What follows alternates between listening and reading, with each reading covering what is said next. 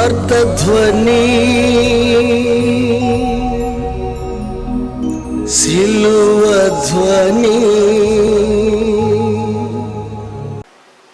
పరమునకు చేరు మార్గము తెలియక నేను పలు విధములైన త్రోవలను పోవుచుండా నీవే నాయందు జాలి చూపి నిజ మార్గము నేనని తెలిపినావు.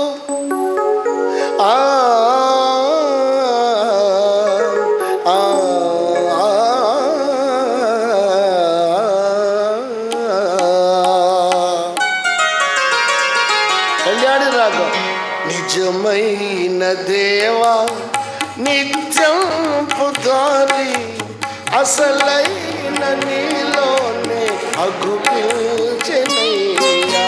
నిజమైన నిత్యం పుదారి అందరూ అసలైన నీలోనే అగుపిల్చెనయ్యా. నిజమైన దేవా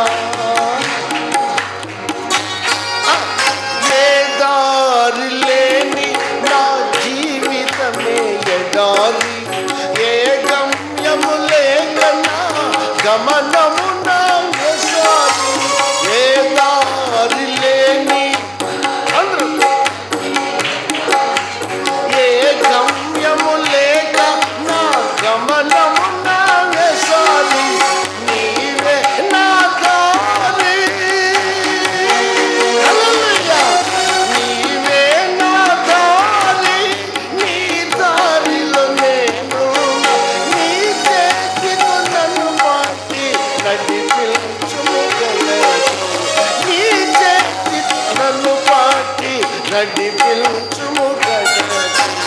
నిజమైన దేవా నిత్యం పుదారి అసలైన నీలోనే జనయ్యా. నిజమైన దేవా అడ్డుదారులలో ఆవేదన పూరితునై దాని కొరకు అలమటి చితనయ్యా.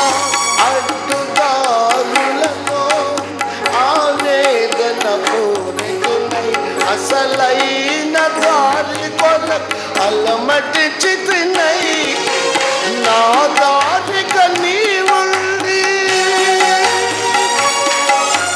నా దారిగా నీవుండి నన్ను నడిపిన నా నాదుడు. నిన్ను మరువక నా మనసు ఎలా ఒప్పునయ్యా. నిన్ను మరువక నా మనసు ఎలా ఒప్పునయ్యా.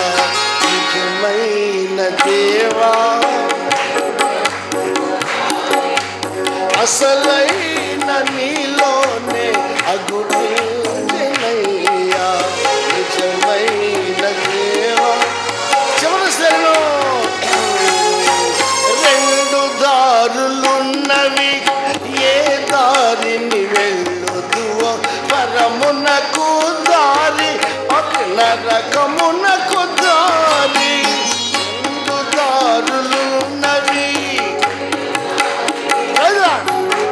పరమునకు దారి మరి నరకమునకు దారి.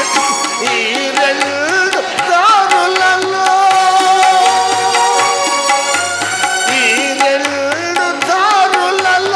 ఏ దారిని కోరుదు యోచించము ఎన్నుకొను.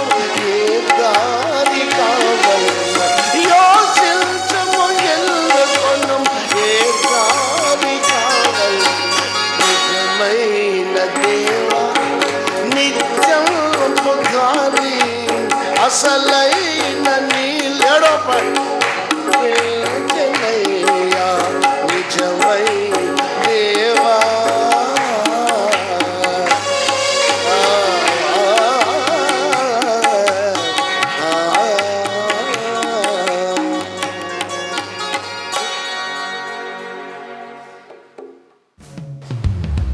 దేవునికి మహిమ కలుగును గాక.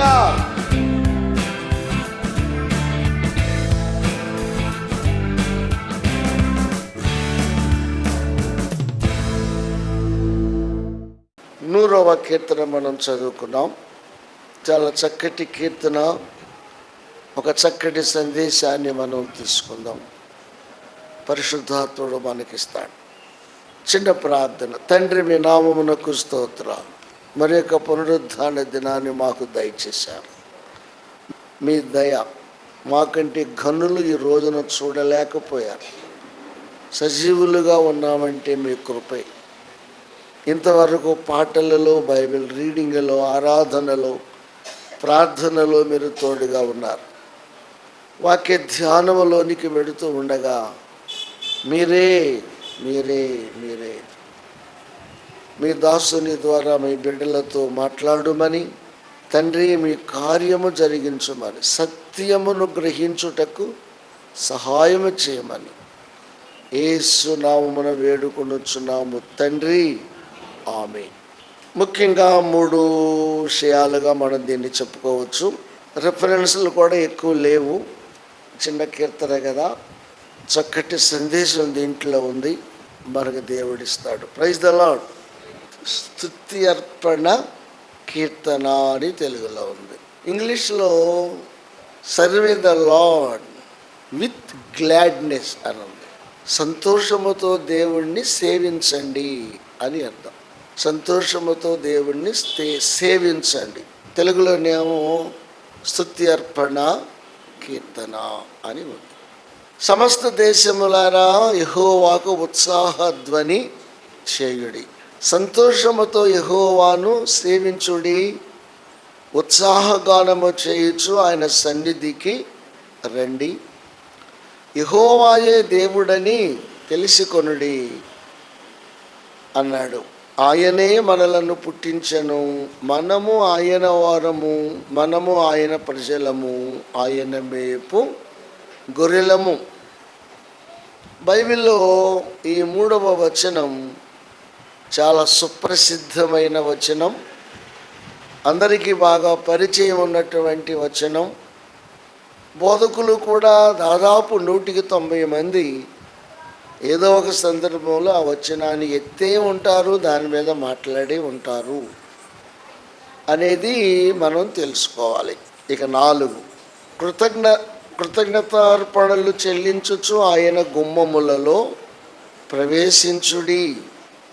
కీర్తనలు పాడుచు ఆయన ఆవరణములలో ప్రవేశించుడి. ఆయనను స్తుతించుడి, ఆయన నామమును ఘనపరచుడి.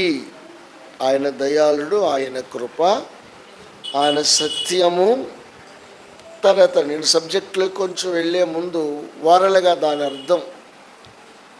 పాత నిబంధన కాలంలో వాళ్ళు ఏం చేసేవాళ్ళంటే, మందిరంలోకి వస్తుంటే ఆ గుమ్మంలోకి వచ్చేసరికి గుమ్మంలోనే మొదలెట్టేసేవాళ్ళు.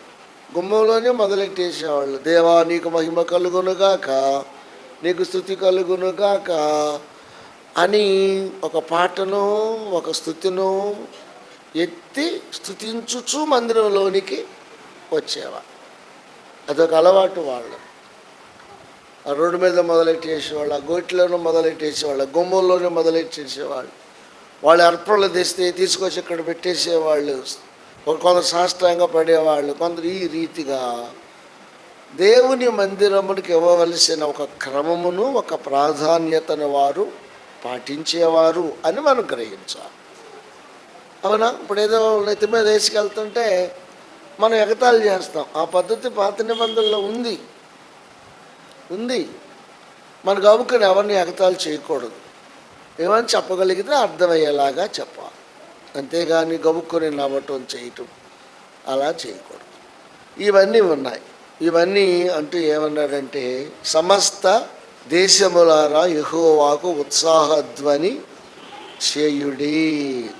సంతోషముతో యెహోవాను సేవించండి. ఉత్సాహగానము చేయుచు ఆయన సన్నిధికి రండి. యెహోవాయే దేవుడని తెలుసుకొనుడి అన్నాడు. మంచిది. ఇక్కడ ఎందుకు చెయ్యాలి అనే దాని మీద ఒక చిన్న మాట మనం చదువుతాం.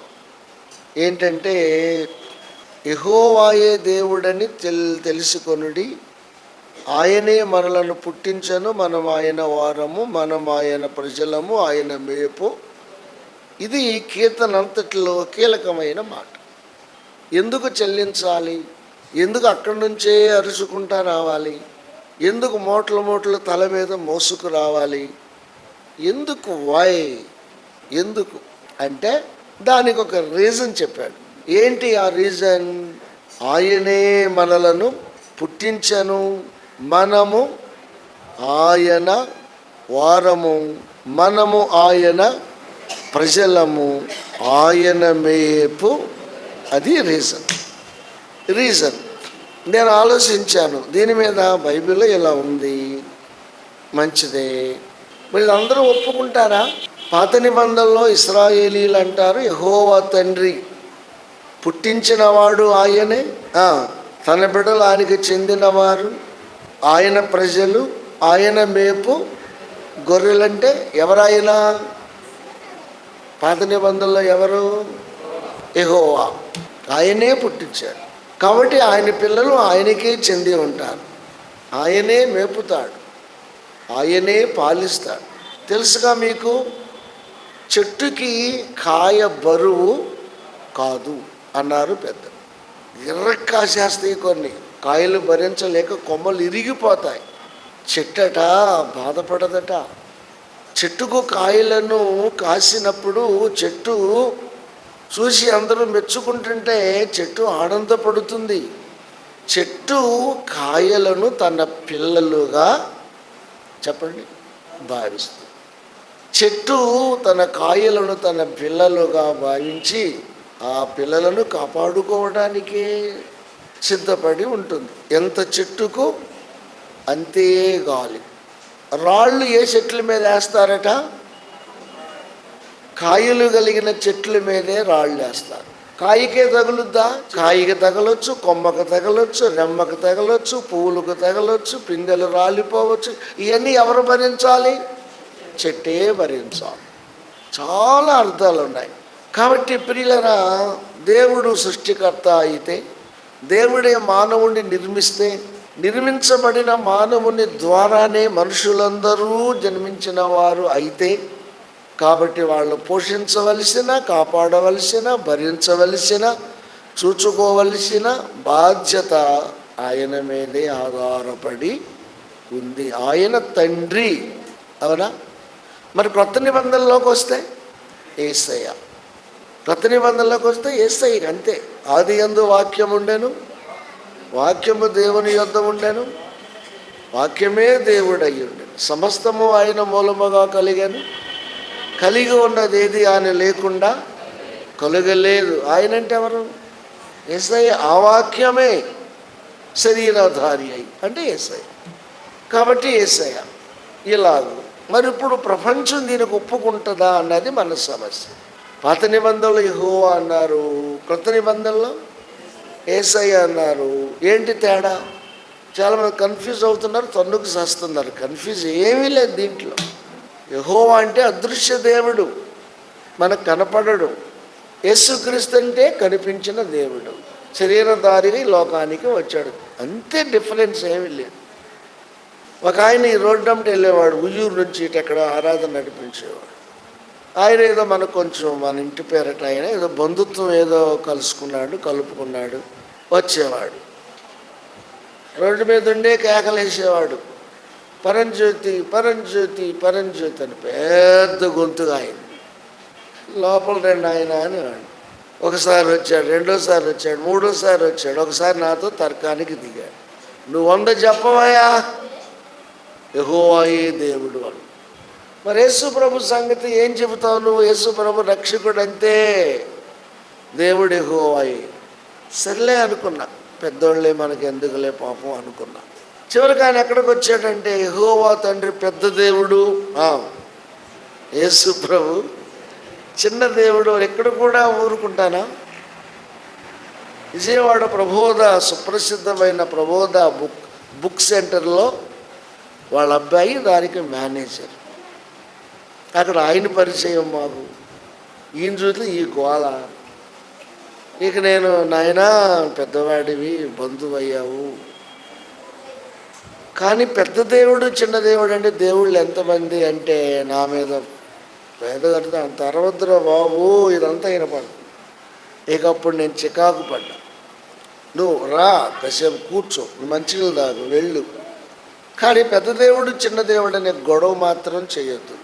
అలాగైతే అసలు రావద్దు. దేవుడు ఒక్కడే అని బైబిల్లో ఉందిగా. పెద్ద దేవుడా చిన్న దేవుడా? అసలు ఎంతమంది దేవుడు చూసారా? ఆయన వయసు ముదిరింది కానీ అవగాహన పెరగల. అంటే తప్పు నాయన అని చెప్తే ఇక తర్వాత ఆయన రావటం మానేశాడు. ఆయన అన్నదాన్ని ఒప్పుకోలేదని రావటం మానేశాడు. శరీర సంబంధ బాంధవ్యం ఎంతవరకు? మనకు ఆత్మీయ బంధుత్వమే కావాలి. దేవునికి స్తోత్రం. కాబట్టి అది పోవయాని పర్వాలేదు, దేవునికి మహిమ కలుగునుగాక. అట్లా జరిగింది. అందుకని మీరు గుర్తుపెట్టుకోండి, పాత నిబంధనలు యెహోవా దేవుడు అంటే అదృశ్యుడు. We cannot see the God అంటాం. యోహాను సువార్తలో యేసుప్రభువు చెప్పాడు, దేవుణ్ణి ఎవరు చూడలేదు, చూచి ఎవడు. ఇంకేం కావాలి మనకు? నేనే బయలుపరచువాడను అన్నాడు. అంతే, అవునా? అందుకని ఇది తెలుసుకోవాలి. మరి ఇతరులు ఉన్నారు కదా, మరి లైన్కి ఒక దేశానికి ఒక ఉన్నారు కదా. శివుడు సర్వానికి మూలం. శివుని సెలవు లేనిదే చీమైనా పుట్టదు. విష్ణువు అందరికీ మూలం, ఆయనే నారాయణుడు. ఇట్లా ఉన్నాయి. మరి ఎలా, ఏంటి, ఏం చెప్పలేము. అలాగే అల్లా, ఇలా రకరకాలు. అలాగే మన వాళ్ళ ఆదిశక్తి, ఆది పరాశక్తి. ఈ ప్రపంచం ఎలాగే నాశనం అయిపోద్దేమో అనుకుంటున్నాను. తేలటల్లా, ఒక దరికి రావటల్లా. అవునా? మీరు అర్థం చేసుకోండి, తేలడల్లా ఒక దరికి రావడల్లా. ఎవరు గొప్ప వారిది, ఎవరు సత్యం వారిది, ఎవరు నమ్మేది వాళ్ళు. అదేమంటే ప్రాణం పెట్టేస్తామంటున్నారు. మొన్న ఈ మధ్యన టీవీలో వచ్చింది, క్రైస్తవులని ఏదో క్రైస్తవు దాడి చేశారని వచ్చింది కదా. ఒక ఎమ్మెల్యే కాకుండా ఎమ్మెల్సీలు ఉంటారుగా, ఆయన కూడా పవర్స్ ఉంటాయి. ఆయన అన్నాడు, ఎవడేమనుకున్నా నేను క్రీస్తుని విడిచిపెట్టను, క్రైస్తవునిగానే చనిపోతా. అంత పెద్ద మాట ఎందుకు అనాల్సి వచ్చిందో ఏమో. నేను క్రీస్తుని వదిలిపెట్టను. ఎలా చనిపోతాడంట? క్రైస్తవుడిగానే చనిపోతాడు. మరి కొంతమంది మీరు కూడా తెలుసుకోవాలి, ఎక్కడ ఏం వాదించొద్దు, ఏమి తగదాక దిగొద్దు. సరైన పాస్టర్ గారు సరైన వాళ్ళు చేయరు. వాళ్ళ హృదయాలలో మార్పు రావడానికే చూస్తారు. కానీ ఎవరు దేన్ని నమ్ముతారో, ఎవరు ఎవరిని ఆరాధన చేస్తారో తీర్పులో వారి లెక్క వారు చెప్పుకుంటారు. ఎవరు ఎలా ఏం చెప్పుకుంటారనేది వాళ్ళ లెక్క వాళ్ళే చెప్పుకుంటారు. ప్రైజ్ ద లార్డ్, దేవునికి స్తోత్రం. కాబట్టి మనం కంగారు పడక నిబ్బరంగా ప్రేమతోనే మనం చేయాలి. ఒక బలమైన మాట మీరు తెలుసుకోండి, ఆ పై వచనాన్ని బట్టి, సమస్త దేశములారా యెహోవాకు ఉత్సాహధ్వని. సమస్తం అనేసి దాంట్లో లోపం లేదు, లోటు లేదు. అంటే ఒక సత్యం. అందరూ మారు మనసు పొందేస్తారా? మీకు కూడా తెలియాలి. అందరూ మారు మనసు పొందుతారా? సమస్త దేశంలో వాళ్ళందరూ క్రీస్తుని నమ్మేస్తారా? ఇశ్రాయేలీల కాలంలో ప్రపంచం అంతా నమ్మారా? యేసయ్య కాలంలో ప్రపంచం అంతా నమ్మారా? మన స్థాయి పెరగాలి, ఆలోచన ధోరణి పెరగాలి. ఇప్పుడైనా అందరూ రక్షణ పొందుతారని బైబిల్ ఎక్కడైనా ఉందా? ఇక్కడ ఒక కీలకమైన మాట మీరు అర్థం చేసుకో. అదేంటంటే, మీకు అర్థం అవటం కోసం, ఒక ఇంట్లో 4, 5 పిల్లలు ఉన్నారనుకోండి, తల్లిదండ్రులు 4-5 పిల్లల్లో ఎవరిని ఎక్కువగా ప్రేమిస్తారు? ప్రేమకు ప్రతీక లేడీస్ని అడుగుదాం, మీరు చెప్పండి. 4-5 ఎక్కడ సార్? 2-3తో కట్ అంటారా? అటు ఆపండి. మా కుటుంబాన్ని తీసుకుంటే 7 సంతానం అండి. ఈ పూట కటింగ్ పక్కన మా తీసుకుని మళ్ళీ మాకు 4. సరే 6-7 ఉందాం అనుకున్నాం. తల్లిదండ్రులు 6-7లో ఎవరిని ఎక్కువగా ప్రేమిస్తారు? చెప్పండి చూద్దాం. లేడీ చెప్పండి, ఎవరిని ఎక్కువగా ప్రేమిస్తారండి? అందరినీ ప్రేమిస్తారు. అయితే ఒక స్థాయి ఉంటుంది. పెద్దవాడు జ్యేష్ఠుడని, చిన్నవాడు కనిష్ఠుడని, చిన్న పెద్ద తేడాలు తప్ప అందరినీ సమానంగానే చూస్తారు. ఏదన్నా తినే వస్తువు తెచ్చారు అనుకుందాం. ఏ తల్లైనా ఒకడికే ఎంత పెట్టి వాడికి అసలు లేకుండా చేస్తుందా ఏ తల్లైనా? చెప్పండి చూద్దాం. ఉన్నదేదో అందరికీ పెట్టేలాగా అవసరమైతే తల్లి ఆమె కడుపు కట్టుకుంటుంది, కానీ పిల్లలకు పెట్టకుండా ఉండాలన్న మనసు ఏ తల్లికి ఉండదు. అలాగే తండ్రి ఏదో బజార్లో కొన్నాడే అనుకుందాం. ఎవరి కోసం? పిల్లల కోసం. పెద్దోడికి ఏదో పెట్టాలి, చిన్నోడికి ఏదో పెట్టాలి, మగ పిల్లలకు బాగా పెట్టాలి, ఆడపిల్లలకు తక్కువ అనుకుంటాడు ఆ తండ్రి కొనేటప్పుడు? చెప్పండి, ఏమనుకుని కొంటాడు? అందరికీ ఏదో కనీసం ఉన్న డబ్బులతోనే అందరూ 4 ఉన్నారు, 4కి తల ఒక పండు. సరే, ఆయనకు ఒకటి, వాళ్ళ ఆవిడికి ఒకటి.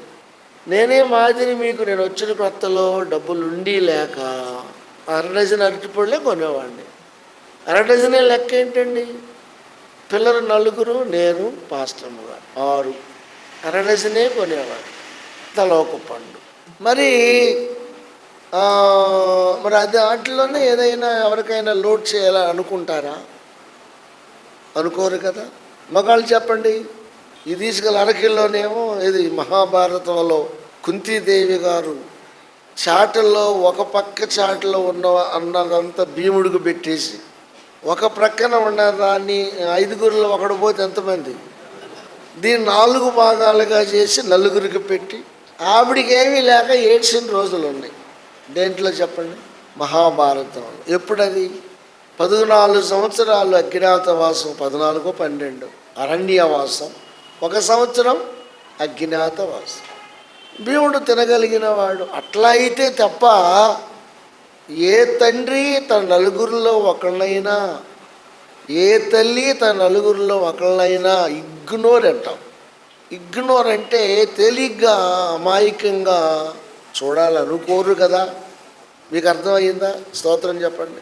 మీరు ఎప్పుడైనా చేశారా? అలాగూ చేస్తామా?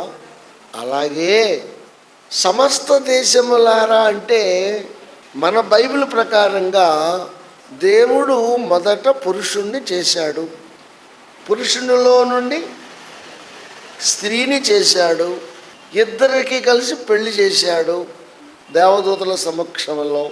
పోయి ఇద్దరు బ్రతకండి అన్నాడు, విస్తరించండి, భూమిని నింపండి అన్నారు.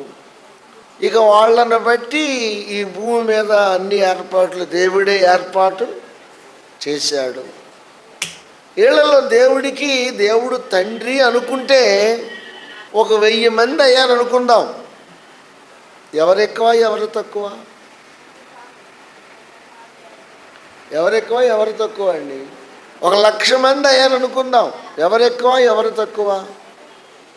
అందుకని ఉన్నది ఏదో తల్లి అందరికీ పంచినట్లుగా, లాజిక్ మీకు తెలియాలి. టీవీలో కూడా ఉన్నది ఏదో తండ్రి పిల్లలందరికీ సమానముగా అందించినట్లుగా, దేవుడు మన తండ్రి అనుకున్నప్పుడు లోక నివాసులందరూ ఆయనకు పిల్లలే అనుకున్నప్పుడు, ఒక మంచి పదార్థమైనా ఒక మంచి వార్త అయినా అందరూ వినాలి అనుకుంటాడు. చెప్పండి, అందరూ తినాలి అనుకుంటాడు. అలాంటిదే సువార్త. చప్పట్లు కొట్టండి ఒకసారి.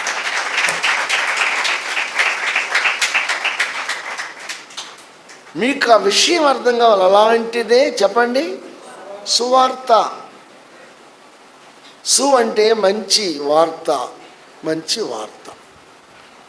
దేవుడు అందరినీ సమానంగా చూస్తున్నాడు కాబట్టి అందే ఫలములు అందరికీ అందాలి.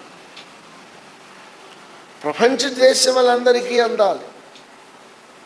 అందరూ అర్థం చేసుకోవాలి. అందరికీ మేలు ఇది తప్పంటారా? మీకు అర్థమయ్యేలాగా చెప్పా. పురుషులు చెప్పండి, ఇది తప్ప అండి? ఈ పూటున్న 750 కోట్ల మందిలో ఒక 400 కోట్ల మంది పురుషులు అనుకుందాం. సృష్టికర్త దేవుడైతే, దేవుడే వారికి తండ్రి అయితే, మంచి వార్త వారికి అందాలా వద్దా? అందాలనుకుంటాడా వద్దనుకుంటాడా? 750 కోట్ల మంది ప్రపంచ జనాభాలో 400 కోట్ల మంది పురుషులు తీసేస్తే మిగిలింది ఎంతమంది? 350 కోట్ల మంది లేడీస్ అనుకుందాం. మరి ఆ తండ్రి అనుకుంటే లేడీస్ని తినొద్దంటాడా? చెప్పండి. వాళ్ళకి అంతంత అనుకుంటాడా? పోతే పోయేర్లు అనుకుంటారా? మీకు అర్థం అవ్వాలి. రోజులు చాలా దారుణంగా ఉన్నాయి, భయంకరంగా ఉన్నాయి, అర్థం కావట్లేదు. అందుకనే సమస్త దేశములారా మీరు అర్థం చేసుకోండి. సమస్త దేశములారా మీరు వినండి. సమస్త దేశములారా మీరు స్తుతించండి. సమస్త దేశములారా దేవుణ్ణి స్తుతించుచు ఆలయములలోనికి రండి. దేవునికి కృతజ్ఞత అర్పణలు చెల్లించండి. ఆయన మీకు తండ్రి, మీకు జన్మనిచ్చిన వాడు ఆయనే, మీ గురించి ఆలోచిస్తున్నాడు ఆయన. ఆయనను అర్థం చేసుకోండి. ఇదండి దేవునికి స్తోత్రం. అందుకని మార్కు సువార్తలో చూద్దాం. కొంచెం క్లారిటీ టీవీలో కూడా ఈ మందకు కూడా తెలియాలి. చాలామందికి తెలియట్లా. అసూయ ఎక్కువైపోయింది, ద్వేషం ఎక్కువైపోయింది. మార్కు సువార్త 16వ అధ్యాయం 15వ వచనం అందరూ తీయాలి. నేను ఒక చక్కటి ఇంటర్నేషనల్ స్థాయిలో కాన్సెప్ట్లో మాట్లాడుతున్నా. సంఘ కాపరులు కూడా అలర్ట్గా ఉండాలండి. అమాయకంగా ఉండే రోజులు కాదు. మాకు తెలియాలి, మీకు చెప్పాలి, మిమ్మల్ని కూడా చైతన్యవంతులను చేయాలి. మార్కు సువార్త 16వ అధ్యాయం 15వ వచనం. మీరు సర్వలోకమునకు వెళ్ళి సర్వ సృష్టికి సువార్తను ప్రకటించుడి. ఇప్పుడు చెప్పండి, మిమ్మల్ని అడిగాడికి ఇందాక 4-5 పిల్లలుంటే అందరికీ అందాలనుకుంటారా వద్దా? అవునా కాదా? పక్షపాతం ఉంటుందా ఏ తల్లికైనా? ఉండకూడదంట నేను. కొంతమంది తెలియక మా పెద్దోడలా, మా చిన్నోడిలా, మా పెద్ద కూతురిలా, మా చిన్న కూతురిలా వీళ్ళే డీవియేట్ చేస్తారు. అసలు తగాదాలు పెట్టేదే వీళ్ళు తల్లిదండ్రులే. ఇక మళ్ళీ తరపు ఇంకొకటి, మీ తరపోళ్ళు మా తరపోళ్ళు. ఇది ఒక పెద్ద గొడవ. ఆ మాట జ్ఞానం గలవారు ఎవరు అనరు, అనకూడదు. మీ తరపు ఏంటి, మా తరపు ఏంటి? ఒక ఆడపిల్ల ఇచ్చిన తర్వాత అమ్మాయి తరపోళ్ళు రాకుండా ఉంటారా, పోకుండా ఉంటారా? ఒక అమ్మాయి ఇంటి కోడలుగా వచ్చిన తర్వాత అబ్బాయి తరపోళ్ళు రాకుండా ఉంటారా, పోకుండా ఉంటారా అండి? మీ తరపోళ్ళు అది బుద్ధిహీనమైన మాట. నేను ఎప్పుడు అన్నట్లా. నాకు అసలు ఆ మాటే నచ్చదు. అంతా నీ వాళ్ళేగా. అసూయతో కూడిన మాట. ఎవరన్నంటే పిచ్చోళ్ళు పలికే మాట. కొన్ని మాటలు మనం అనకూడదు. అందుకని సువార్త ఎలాంటిదో చూడండి. యేసు ప్రభువారు మరణము జయించి తిరిగి లేచారు కదా. లేచిన తర్వాత ఏం చేయాలో చెబుతున్నాడు. తన అపోస్తలులకు ఏం చేయాలో చెబుతున్నాడు. ఏమంటున్నాడు? మీరు సర్వలోకమునకు వెళ్ళి సర్వ సృష్టికి. ఎవరు చెప్పారండి ఇది? ఎవరు చెప్పారండి? యేసయ్య. అక్కడేం చదువుకున్న సమస్త దేశములారా. ఇక్కడేం చదువుతున్నాం? సర్వ సృష్టికి. అదే దేశమైనా కావచ్చు. మీరు వెళ్ళి ఒక మంచి వార్తను చెప్పండి, సువార్తను చెప్పండి. ఎంత గొప్ప విషయం అంటే ప్రియులారా, ఈ మాటను యేసయ్య చెప్పిన ఒక చిన్న మాటను అపోస్తలులు ఒక సవాలుగా తీసుకొని మీ బుర్రలకు ఎక్కాలి. అపోస్తలులు ఒక చిన్న మాటను ఒక సవాలుగా తీసుకొని యేసయ్య పరలోకానికి వెళ్ళిపోయిన తర్వాత అపోస్తల కార్యముల గ్రంథం 1వ అధ్యాయంలో ఒక మంచి మీటింగ్ వేసుకొని వాళ్ళు ప్రార్థన చేశారు. సర్వ సృష్టికి వెళ్ళమన్నాడు కదా మన యేసయ్య, దాని గురించి ఏం చేశారండి? పేతురు గారు, యాకోబు గారు, యోహాను గారు, ఈ 12 మందిలో ముందుగా వచ్చిన ఆంద్రేయ ఆ పిలుపును గురించి ఏం ఆలోచిస్తున్నారు? అవును అవును అవును అవును యేసయ్య లేడని, ఎక్కడికో వెళ్ళిపోయాడని ఒక తండ్రిగా తన బాధ్యతను గూర్చి అందరికీ చెప్పమన్న మాట మనం విస్మరించకూడదు. రండి, లెట్ us ప్రే, దేవుని అడుగుదాము రండి అని అందరూ కలిసి ప్రార్థన చేశారు. మీకు అర్థమయ్యింది అనుకుంటా. దేవునికి స్తోత్రం చెప్పండి. ఏ విషయంలో మీటింగ్ అండి ఇది? సువార్తను ప్రకటించే విషయంలో మీటింగ్. సువార్త ప్రకటించేవారు ఎక్కడెక్కడికి వెళ్ళాలండి? చెప్పాలి. సర్వ సృష్టికి, సర్వ లోకమునకు వెళ్ళాలి. ఎవరు చెప్పిన మాట అండి ఇది? మీరనండి. అదండి ముందు మనకు అర్థం కావాలి. యేసయ్య ఒక చిన్న మాటలు తీసుకొని ఒక పెద్ద మీటింగ్ వేసుకొని ఇలా చెప్పారు కదా యేసయ్య. సరే, ఎలాగో ఎవరిని ఏ ప్రాంతానికి పంపించాలి? 12 మంది అపోస్తలుల పేర్లు 12 కాగితాల మీద రాద్దాం.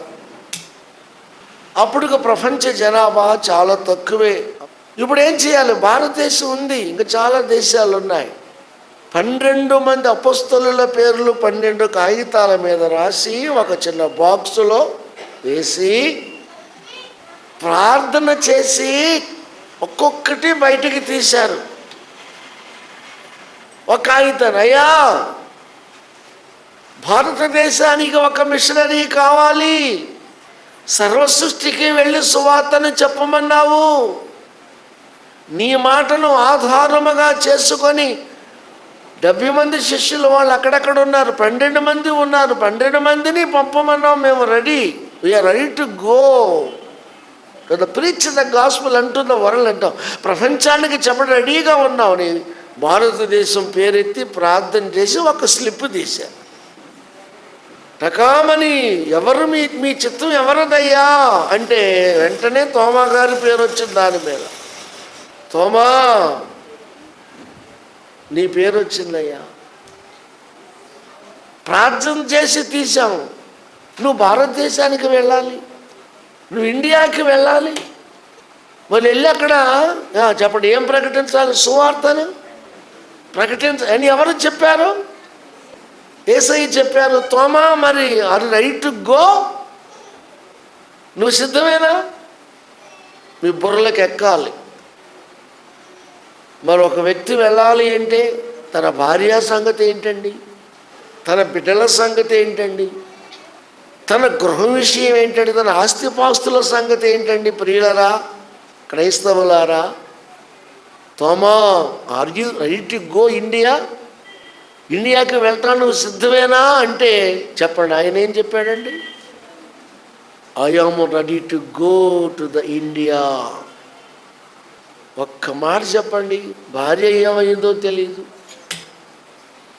పిల్లలు ఎంతమందో తెలియదు, ఏమయ్యారో తెలియదు, ఆయన ఆస్తిపాస్తులు ఏంటో తెలియదు, అప్పటికి ఏముందో తెలియదు, మొత్తాన్ని వదిలేశాడు. అప్పటికి ఇంకా కొత్త నిబంధన చేతికి రాలేదు ప్రియులరా.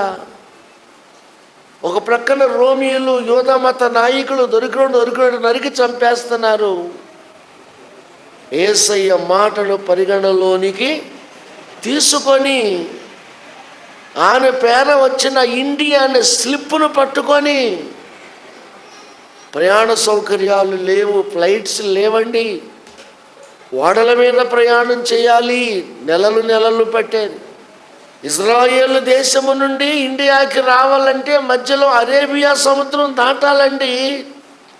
అవతలకు వచ్చి ఓడ ఎక్కి కేరళ సముద్రం ఒడ్డు ఉంది కాబట్టి కేరళలో దిగాడు మొదటిగా.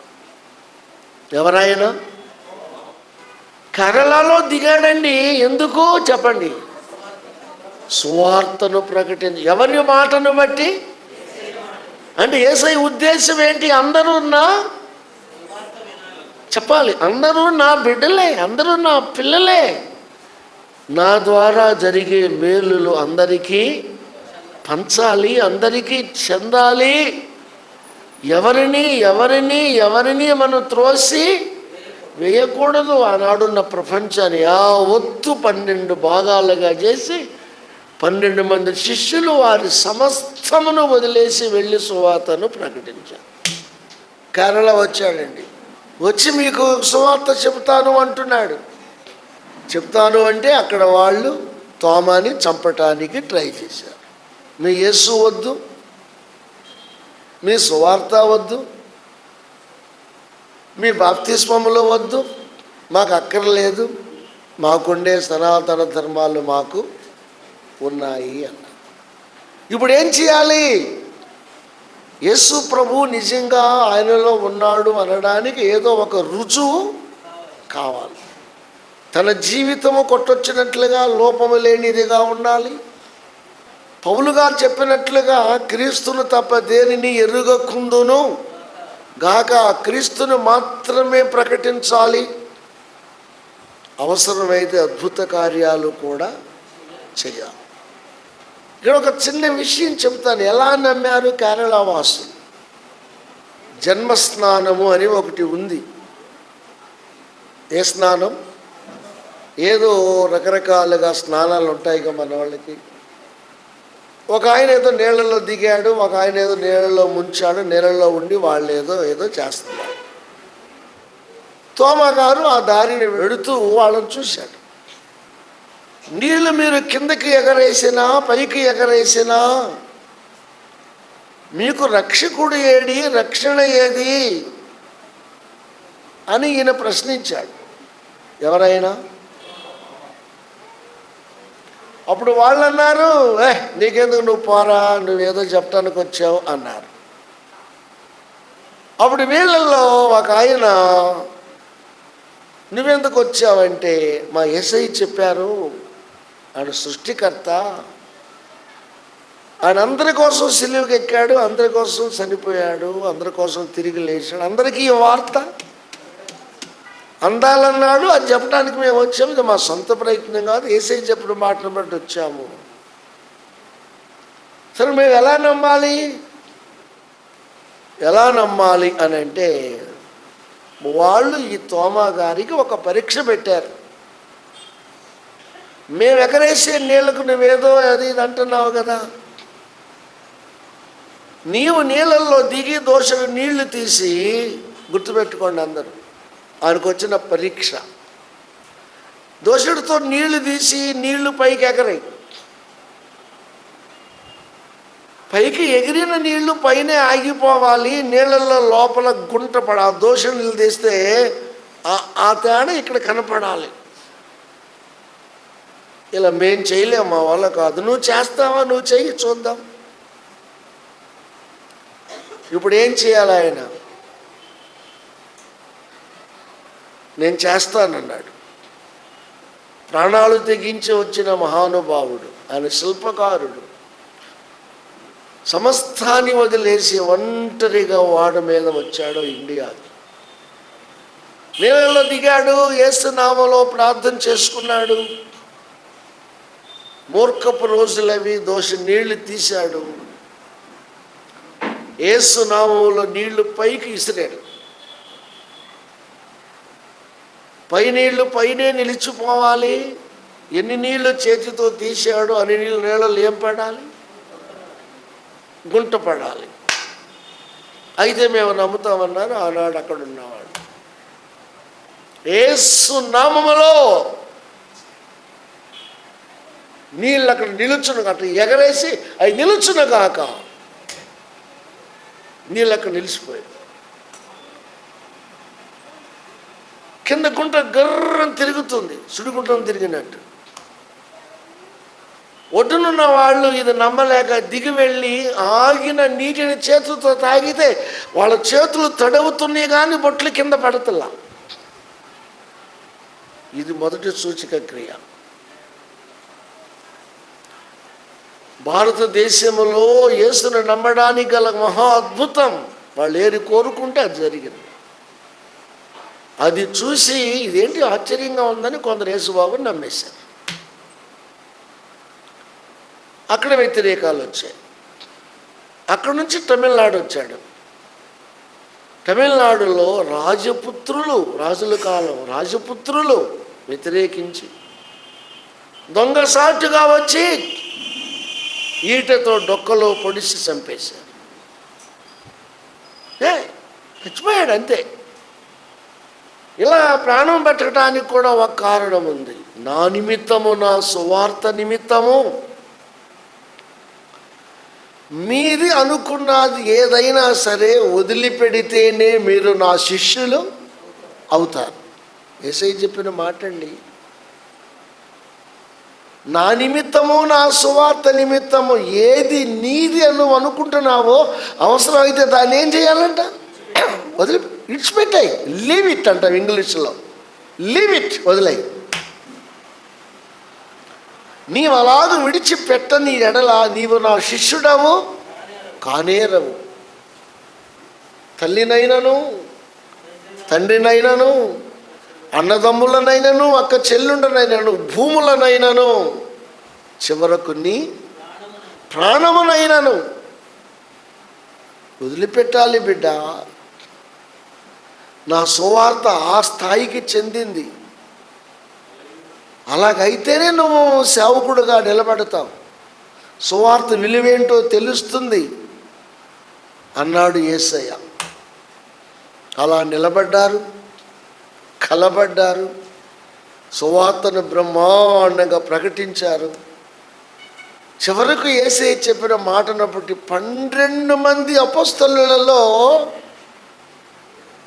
ఇస్కరియోతు యూద ఆత్మహత్య చేసుకున్నాడు. వాడిని పక్కన పెట్టేద్దాం. వాడి స్థానంలో మత్తీయ అనే ఒక వ్యక్తిని ఏర్పాటు చేశారు. మళ్ళీ 12 మంది పూర్తి అయ్యారు. ఈ 12 మందిలో యోహాను, జబదయి కుమారుడైన యోహాను తప్ప మిగిలిన 11 మంది హతసాక్షులయ్యారు. మన భారతదేశంలో ఈ సత్యము జరిగిందంటే భారతదేశమునకు కూడా ఆ పిలుపులో ఒక పిలుపు ఉంది. ఏమన్నాడు అక్కడ? సమస్త అంటే ఇండియా ఉందా లేదా? ఇతర దేశాలు ఉన్నాయా లేవా? అర్థం చేసుకోండి. ఆయనే మనలను పుట్టించను, మనము ఆయన వారము, మనము ఆయన వైపు అంటూ మీరు దేవునికి స్తోత్రాలు చెల్లించుచు, పాటలు పాడుచు సంతోషంగా మందిరంలోనికి రండి, ఆయన నామాన్ని ఘన పరచండి, సత్యాన్ని మీరు అర్థం చేసుకోండి. దేవునికి స్తోత్రం. అయిపోయింది. మద్రాసులో అయిపోయిన తర్వాత ఆయన చంపారని సువార్త ఆగలేదు. మీకు తెలుసా? తమిళంలో ఒక ఆయన బైబిల్ను తయారు చేయటం మొదలుపెట్టాడు. తమిళ్లో మన సౌత్ ఇండియన్ లాంగ్వేజెస్లో అతి పురాతనమైంది తమిళ్. వాళ్ళు చాలా గౌరవిస్తారు తమిళ్ భాషను. సంస్కృతము ఉంది, అది కొందరి చేతుల్లో బంధింపబడింది, అందరికి అందుబాటులోకి రాల. ఒక ఆయన బైబిల్ తర్జుమా చేయటం మొదలుపెట్టాడు. అయిపోయింది. ఇక ఆంధ్ర విషయం తీసుకో. ఆంధ్ర అప్పుడు తమిళనాడు పరిపాలనలోనే ఉంది, ఒరిస్సా దాకా. మన విశాఖపట్నం అవతల శ్రీకాకుళం జిల్లాలో, శ్రీకాకుళం జిల్లా వాళ్ళు మన వాళ్ళు ఇక్కడ ఉంటే ఉండొచ్చు ఎవరైనా. శ్రీకాకుళం జిల్లాలో ఒక ఆయన అక్కడ బైబిల్ తర్జుమా చేయటం మొదలుపెట్టాడు.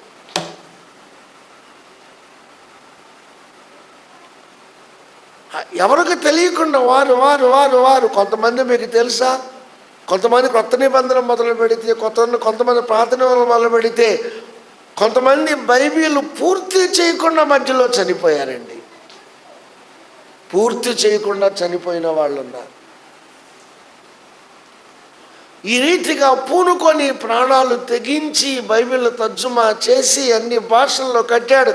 విలియం కేరీ అక్కడికి వచ్చాడు, సిరంపూర్ వచ్చాడు, కలకత్తా దగ్గర బెంగాల్. ప్రాణాలు తెగించి పోరాడాడు మహానుభావుడు విలియం కేరీ గారు. ఆయన ఇంగ్లాండ్ దేశం. గొప్ప చైతన్యం వచ్చింది. ఎందుకో తెలుసా? వీళ్ళు సువార్త ప్రకటిస్తున్నారు కానీ వారి భాషలో యేసుక్రీస్తుని గురించి చదువుకోవడానికి మెటీరియల్ లేదు. ఇది కూడా క్యాచ్ చేయండి. మాటలు ఉన్నాయి కానీ చెప్పండి ఏమీ లేదు. భాషకి చదువుకోవడానికి వాడంతట వాడు చదువుకొని అర్థం చేసుకోవడానికి లిపి అంటాం. లిపి లేదు.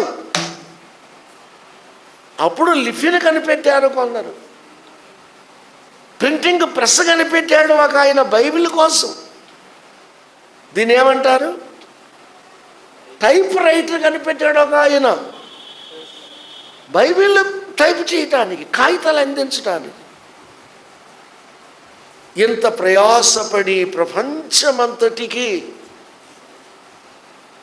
తల్లి తన బిడ్డలందరికీ అందాలి అన్నట్లుగా, తండ్రి తన బిడ్డలందరికీ మేలు జరగాలి అనుకున్నట్లుగా తండ్రి అయిన దేవుడు, దేవునికి స్తోత్రం, అందరినీ తన చేతులతో నిర్మించి పాలించి పోషించుచున్న దేవాది దేవుడైన ప్రభు అయిన యేసు అందరికీ అందించాలి అన్నాడు. అది జరిగింది. ఇది అర్థం కాక కొంతమంది ఆపటానికి ప్రయత్నం చేస్తున్నారు. ఓకే, అందరికీ అందాలి. మరి అందరూ రక్షణ పొందుతారా? ఇది కూడా తెలుసుకోండి క్లియర్గా. అందరికీ అందాలి, అంతే కదా. నలుగురు తినండ్రా అంటాం, అవునా కదా? రే 5గురు తినండ్రా ఏంట్రా అంటాం. తనుకుంటుంటే మనమే ఉదాహరిస్తాం. Praise the lord. అంటే అందరూ రక్షణ పొందుతారా? పొందరు. ఇది కూడా యేసు ప్రభువే చెప్పారు. ఎవడి మాట మనకు అక్కర్లా.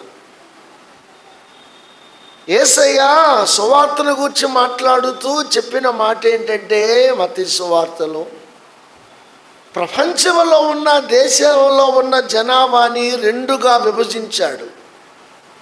ఒకటి విశాలమైన మార్గము అన్నాడు, ఒకటి ఇరుకు మార్గం అన్నాడు. దాన్ని కూడా అర్థం చేసుకో. యేసు ప్రభు చెప్పాడు విశాలమైన మార్గము, రెండవది ఏంటి? ఇరుకు మార్గం అంటూ యేసయ్య అన్నాడు. విశాలమైన మార్గముల్లోకి, విశాలమైన మార్గము గుండా ఎక్కువ మంది వెడతారు, ఎక్కువ మంది కోరుకుంటారు. ఇరుకైన మార్గములో కొద్ది మంది మాత్రమే ఉంటారు. ఏంటండి విశాల మార్గం ఏంటి, ఇరుకైన మార్గం ఏంటి? మార్గము అంటే ఒక త్రోవ, మార్గము అంటే ఒక దారి. యేసయ్య అప్పుడే చెప్పేశారు. అందరూ మారాలి అనటం కోసం అన్ని ఫలాలు అందరికి అందేలాగా చేయటం ధర్మమే. కానీ ఒకడు వినొచ్చు, ఒకడు వినకపోవచ్చు, ఒకడు తినొచ్చు, చెప్పాలి, ఒకడు తినకపోవచ్చు, ఒకడు లోపడవచ్చు, ఒకడు లోపడక పోవచ్చు. మళ్ళీ మన పిల్లల్నే మాదిరిగా తీసుకోవచ్చు. రాత్రి ఒక కొబ్బరికాయ కొట్టాం, రాయికేసి కొట్టి నీళ్ళు అటు ఇటు పారిపోయి ఆ టైపు కాదు, తినటానికి. మన పెద్దోడు వచ్చి బ్లెస్ అని, తాతయ్య కొబ్బరికాయ. చిన్నోడు వచ్చి తాతయ్య నువ్వు రా బయటికి రా, ఇదేంటో తీ అన్నాడు.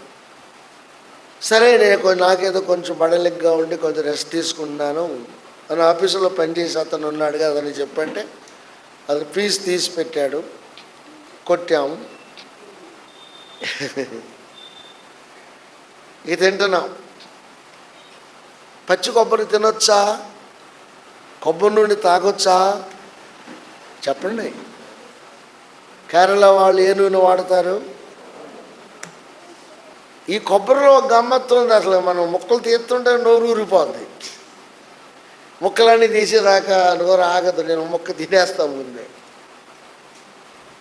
ముక్క తింటున్నా, మా పెద్దోడు వచ్చాడు. తాతయ్య అన్నాడు. లాగిచ్చేయరా అన్నాడు.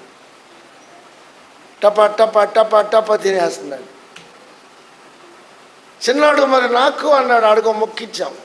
ఈడంటాడు చిన్నాడు, తాతయ్య ఈ మొక్కకేంటి పైన నల్లగా ఉంది, దాన్ని గీకేయి అన్నాడు. కొబ్బరి మొక్కకుండా నలుపుని ఏం చేయాలంట? అది గీకేది కాదురా బాబు, తీయాల్సింది తీసేసాం, అయిపోయింది, తినరా అంటే ఆడు తినలేదండి. ఆశ్చర్యం వేసింది మాకు. ఒక్క మొక్క తిన్నాడు, అటు ఇటు కొరికాడు. పిల్లోడు తినాలి, తినకుండా వదిలేశాడు. ఇక పెద్దోడు నేను వరసెట్టి నవ్వులేస్తాను. ఒక చెప్పది, ఒరే తినరా కొంచెం. నేను తినను, నేను తినక ఆటలోకి వెళ్ళిపోయాడు. ఇప్పుడు చెప్పండి, ముగ్గురు తినాలనే కొట్టాం. ముగ్గురు కోసం ముక్కలు తీసాం, కానీ తిన్నది ఇద్దరే. మరి తర్వాత ఏమో తిన్నాడో లేదు. తర్వాత మళ్ళీ ఈ లోపల పాస్టర్ గారు వచ్చి నాకేదంది. మరి నేను చూడు ఒక పెద్ద చెప్ప బిల్లి కోసం దాసా. మరి రాలైందా అది? మనవాళ్ళకి పెట్టినప్పుడు కొడుకు పెట్టినా. ఈలో ఒక బిల్లి వచ్చాడు. ఇదిగో పెద్ద నీకోసం దాసా అన్నాడు. పట్టుకుపోయాడు. పాస్టర్ గారు నాకేదంది. అది కాదు, ఆ ముక్కలు దాంట్లో వండేలే తిన. అందరూ తినాలి, కానీ అందరూ తినక చెప్పాలి పోవచ్చు.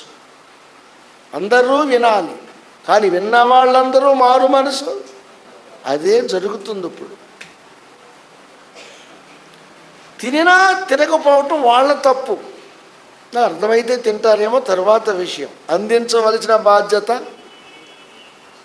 ఒక తల్లి పైన, ఒక తండ్రి పైన ఉంది. తెలియక తిన్నంటే వదిలేయకూడదు. ఇంకోసారి అయినా ఎందుకు తినాలో వాళ్ళకి చెప్పే ప్రయత్నం చేయాలి, తినిపించే ప్రయత్నము చేయాలి. కొంతమంది తల్లులు ఉంటారు, ఇది తిండా అంటారు ముందే. ఇది తిండా అంటే అసలు తిండా. అట్లాగే బిల్లి పెరుగు తిండం.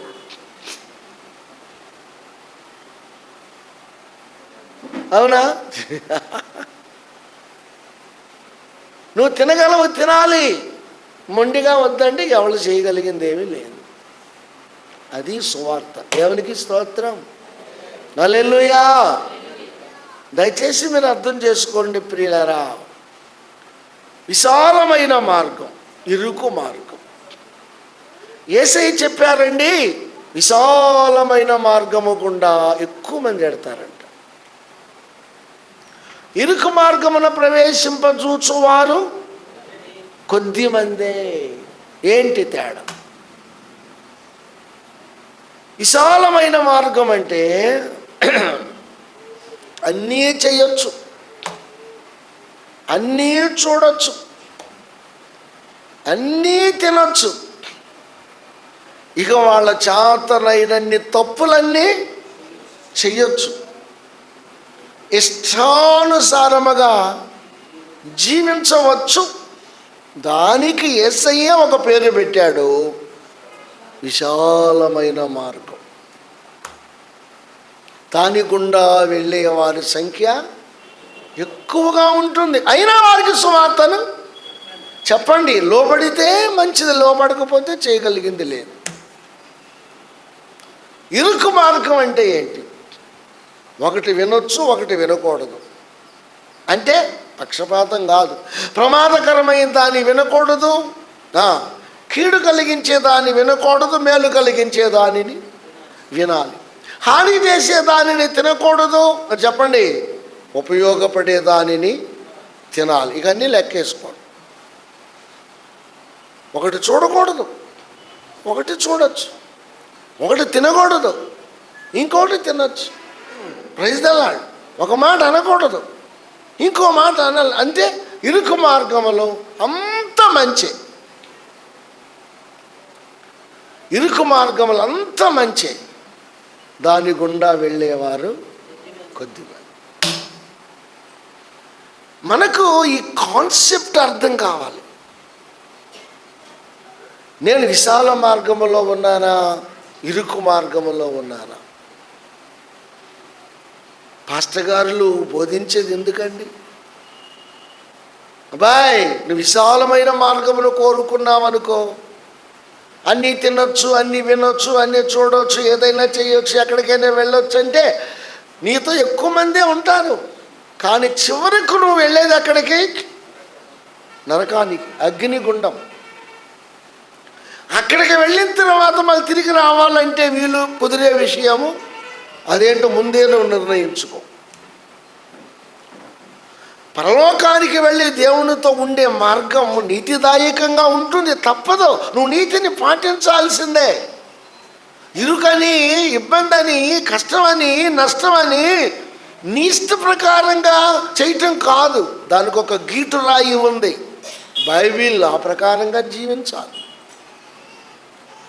యేసు ప్రభువారు శ్రేష్టమైన ప్రసంగాలు చేశారు, వాటిని అర్థం చేసుకోవాలి. ఆయన చిత్తమునకు అనుకూలంగా జీవించాలి. యేసు ప్రభు చెప్పారు, ప్రభువా ప్రభువా అని పిలుచు ప్రతివాడు నా రాజ్యానికి రాడు. చూడండి ఎంత చక్కగా చెప్పారు.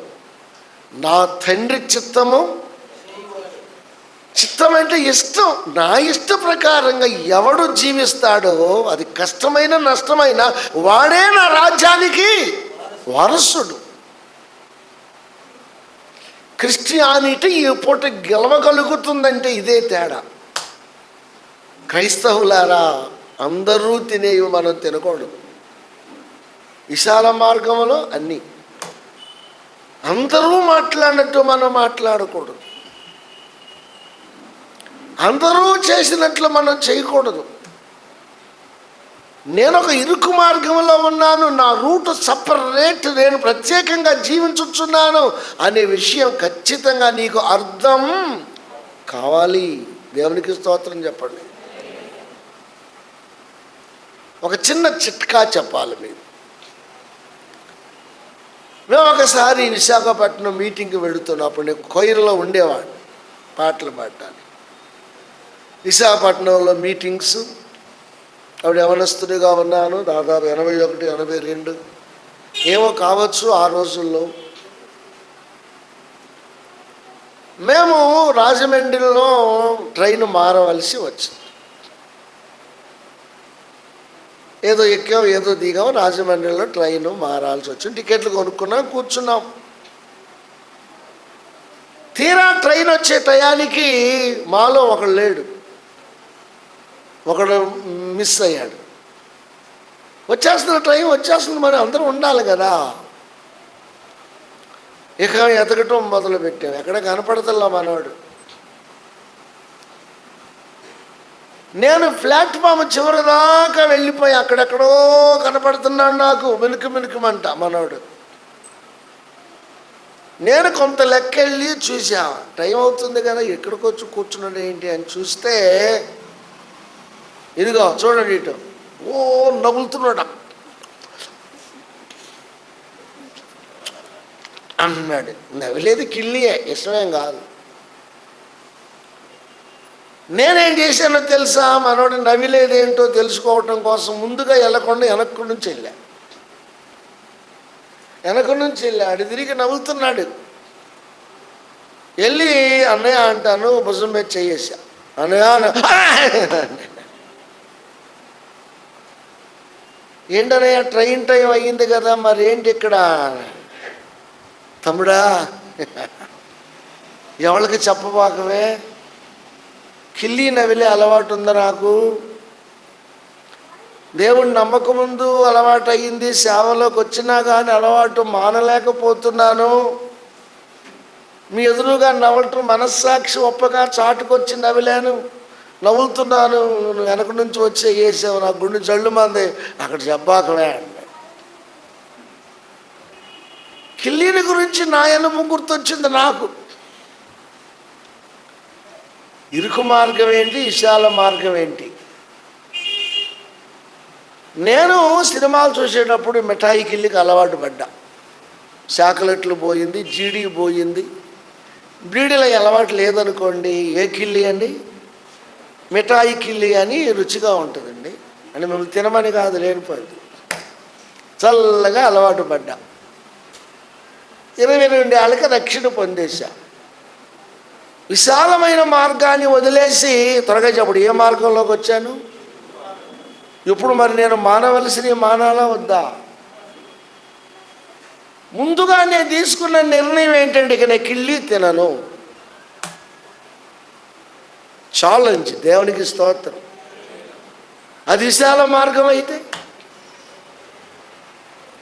మిఠాయి కిల్లి తిను, జర్దా కిల్లి తిను, ఇష్టం వచ్చిన కిల్లి తిను, సిగరెట్ కాల్చు, చుట్ట కాల్చు, సిగరెట్ కాల్చు, చెప్పండి అమ్మా, బ్రాంతి రాగు, కళ్ళు రాగు, సారా రాగు, బూతులు తిట్టు, నీ ఇష్టం. ఏ మార్గం అది? దాని ముగింపు ఏంటి? నరకం, అగ్నిగుండం. నేను ఒక నిర్ణయం తీసుకున్నాను ప్రియులారా, నేను ఇక కిల్లి తినను. దేవునికి స్తోత్రం చెప్పండి. ఎప్పటికీ తిన్నాం. కిల్లి పాపమా? తమలపాకు ఆరోగ్యకరమైనది. ఒక్కపడి పాపమా? కాదు.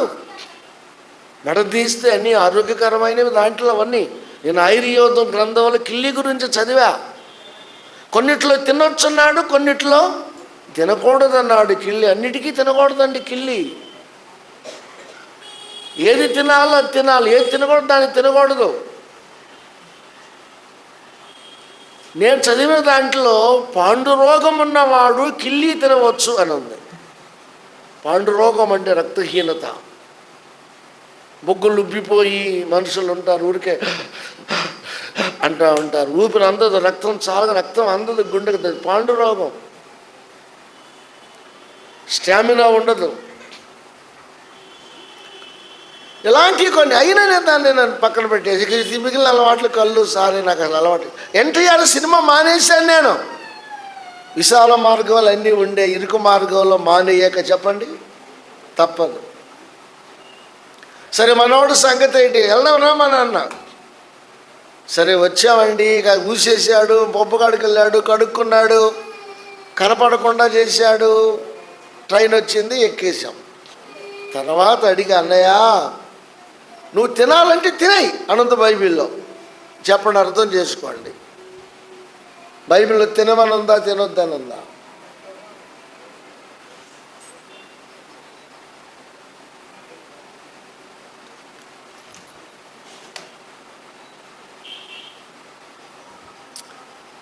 నీ ముందు విషం పెట్టినా సరే, నీ ప్రార్థన మీద నీకు నమ్మకం అనేది ఉంటే ప్రార్థన చేసి తినాయి. అక్కడ ప్రయారిటీ దేనికి ఇవ్వాలి?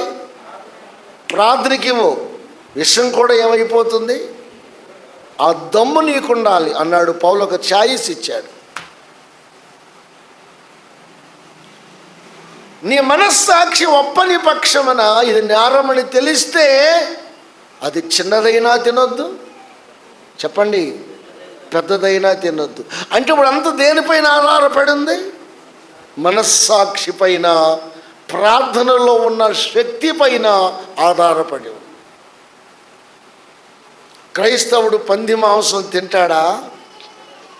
తింటే చస్తాడా ఏంటి? సావడు, కానీ తినడు. అపవిత్రమైన దానిని తినకూడదు. గొంతు పిసికి చంపిన దానిని తినకూడదు. తినాలి అంటే ఏం చేయాలి? రక్తము చిందించాలి అంటూ పౌలు గారు అన్నాడు. నీ మీద నీకు నమ్మకం ఉంటే తినేయ్, లేకపోతే తినొద్దు. అమ్మో అది తింటే ఏమవుద్దు అంటే ప్రార్థన బలహీనం అవుతుంది, తినేదాన్ని పవర్ ఎక్కువ అవుతుందో ప్రార్థన శక్తి కలిగింది. నేను అతనికి చెప్పాను, తినాలని వెళ్ళి తినేవా, ఆయనకి ధైర్యం ఉంటే. నాకు అవసరం నేను తింటున్నాను, ఏమో తవలపాకలేముంది. మనస్సాక్షి ఒప్పకపోతే చాటుగా వెళ్ళి దొంగలాగా తినవలసిన పని లేదు కదా. నువ్వు తప్పు చేస్తున్నావని నీ మనసు చెప్పబట్టే కదా నువ్వు చాటుకు వెళ్ళావు, చాటుకు వెళ్ళి తింటున్నావు. అది కరెక్ట్ కాదు. తప్పు చేసేవాడు ఎవరైనా చాటు స్థలాన్ని కోరుకున్నాడు అంటే తన మనసే తన మీద దాడి చేస్తుంది అని అర్థం. దొంగ ఎప్పుడు చీకటిని కోరుకుంటాడు. పాపము చేసేవాళ్ళు 10 మంది కళ్ళల్లో పడాలని కోరుకోరు. చీకటి బ్రతుకును, చాటు బ్రతుకును కోరుకొని చేసేస్తాడు. దానికి బైబిల్ చెబుతుంది, మనుషులు చూడొచ్చు చూడకపోవచ్చు, దేవుడు నిన్ను అన్న భయం నీకుండాలి. అప్పుడు ఏది తినాలో అదే తినాలి, ఏమి పలకాలో అదే పలకాలి, ఎలా బ్రతకాలో అలాగే బ్రతకాలి. దేవునికి స్తోత్రం. ఇది ఏ మార్గం? ఇది ఇరుకు మార్గం. నాకు ఆశ్చర్యం. మా పాస్టర్ గారు అన్నాడు, నువ్వు ఎన్టీఆర్ సినిమా మాట నీ వల్ల కాదన్నాడు. నా యేసయ్య కంటే ఎన్టీఆర్ గొప్ప కాదని సవాల్ చేశాను. నేను మచిలీపట్నం వెళ్తున్నానంటే జాగ్రత్త అన్నాడు. అన్నట్టుగానే నాకు శోధన వచ్చింది. అప్పుడప్పుడు చెప్తాను మీకు. మన సామ్యాలు జాను, ఇదిగో సామ్యాలు ఇక్కడ ఉన్నాడు, ఇద్దరు చిన్నపిల్లలు. బందిపోటు అనే ఎన్టీఆర్ సినిమా సాగర్ టాకీస్ అనే లోపల ఉంది, అక్కడికి వెళ్తాను రెడీ అయ్యాను. నేను మన సినిమాలో మంచి ఇదిగా అయినా నేను ఆ చెమటలు పెట్టేలాగా అక్కడికి వెళ్ళి కూర్చునేవాడిని కాదు. పాటలు మాటలు బాగున్నాయా, మా ఎన్టీఆర్ ఉన్నాడా అంటేనే వెళ్ళేవాడిని. వీళ్ళు అన్నారు, మాకు భయంగా ఉంది, ఇద్దరు నిర్ణయించుకున్నావు, నువ్వు సినిమా మానేసావని తెలిసింది, టికెట్ కొని నువ్వు వచ్చేయి అన్నారు. అదిగో సామెలు ఇక్కడే ఉన్నాడు. అంతే కదా, పదండి అన్న. టికెట్ కొన్నా, చెరకు టికెట్ వాళ్ళకి ఇచ్చేసా. నేను కొనుక్కోలా, నేను మానేసా. కరెక్ట్గా scene NTR stunt scene. Stunt అంటే మీకు తెలుసా?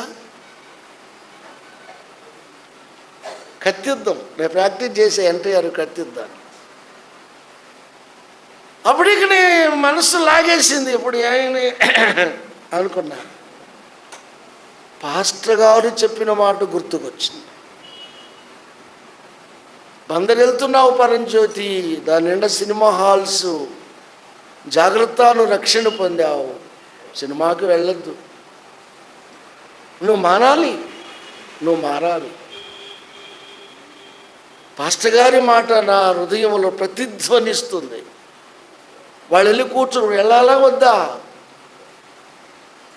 సినిమా హాల్ గేటు దాటి రోడ్డు ఎక్కే లోపు నాకు చెమటలు బట్టి దళ్ళాగా వచ్చేసి అంత పోరాటం జరిగింది. బయటకు వచ్చి న్యూట్రిన్ అనే చాక్లెట్ ఉండేది గ్రీన్ కలర్లో, అది కొనుక్కుని యువతలకు వచ్చేసి, యేసయ్యా ఈసారికి నన్ను కాపాడినందుకు నీకు మహిమ కలుగును గాక. ఇక నేను మానేశాను. ఒక కరుణామయుడు తప్ప మళ్ళెన్నడూ ఇక నేను సినిమా హాల్ ముఖమే అది కూడా మా నాన్న చెప్పాడు నాకు. దుర్గమ్మ హాల్కి వచ్చింది, చూసినా నువ్వేదో మరి ట్రైనింగ్ అంటున్నావు, సేవ అంటున్నావు కదా, బాగా తీశారు అంటే దుర్గమ్మ హాల్కి వచ్చి బందరు వచ్చి కరుణామయుడు చూశాను. తర్వాత మళ్ళీ నవకళ సెంటర్ తన పాత పేరు సరస్వతి టాకీస్. అది ఎన్టీ రామారావు సినిమా వచ్చింది, వస్తావన్న మా నాన్నే. నేను రానుగా అన్నా. అప్పుడే మానేసావా అన్నాడు. మానేసానన్నా. ఇరుకు మార్గం. బూతులు తిట్టకూడదు, ఇరుకు మార్గం. విశాల మార్గం నీ ఇష్టం, కాగితం మీద రాసుకుని నేర్చుకుని తిట్టు. అబద్ధాలు ఆడకూడదు. ఏ మార్గం?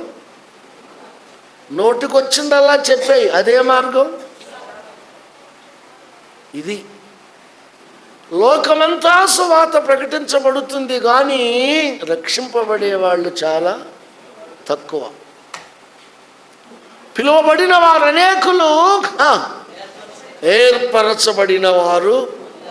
కాబట్టి ముస్లిం కంట్రీస్లో ముస్లింలంతా మారిపోతారేమో అని భయపడాల్సిన పని లేదు.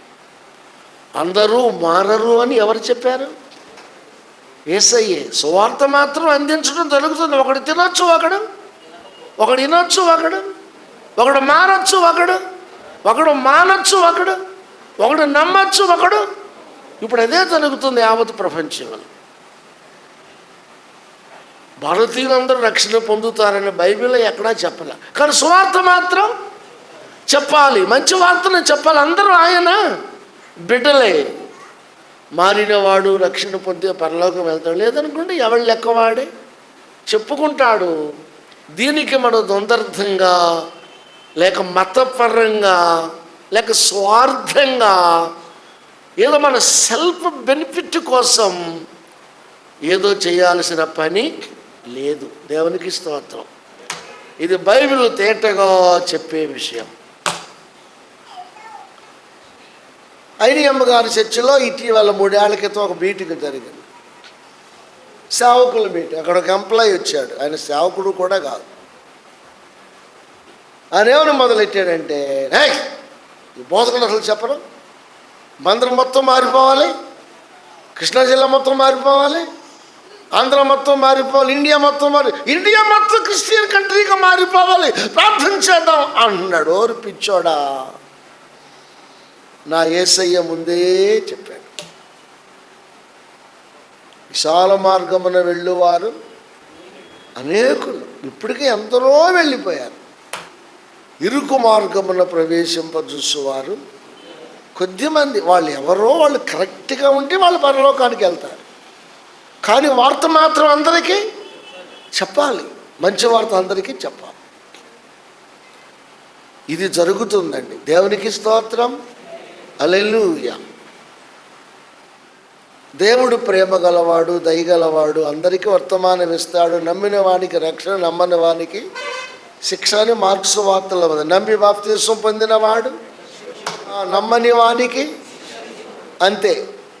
అయిపోయింది కదా, ఇక్కడితో నేను ముగించవచ్చు, టైం అయ్యింది. ఇప్పుడు సేవకుల త్యాగం గురించి మాట్లాడా, తోమ గురించి మాట్లాడా, 12 మంది అప్పొస్తలుల గురించి మాట్లాడా.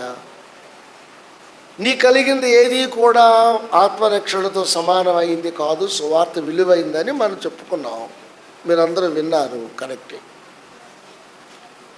యెహెజ్కేలు గ్రంథంలో ఒకటి ఉంది, అంతా చెప్పను, ముగింపుగా దాన్ని ఇస్తాం.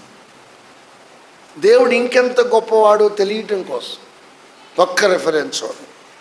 యెహెజ్కేలు, దేవునికి మహిమ కలుగును గాక. యెహెజ్కేలు 34వ అధ్యాయం. ఒక్క బిట్టు చూసి ప్రార్థన చేసేసుకో. దేవుడు ఎంత అత్యున్నతమైన వాడో, ఎంత మంచివాడో తెలియడానికి. 34వ అధ్యాయం 30వ వచనం చదవండి బిగ్గరగా. ఈలోపు అందరు బైబిల్ తీసుకోండి, చదవండి ఒకసారి. అప్పుడు తమ దేవుడైన యెహోవానగు నేను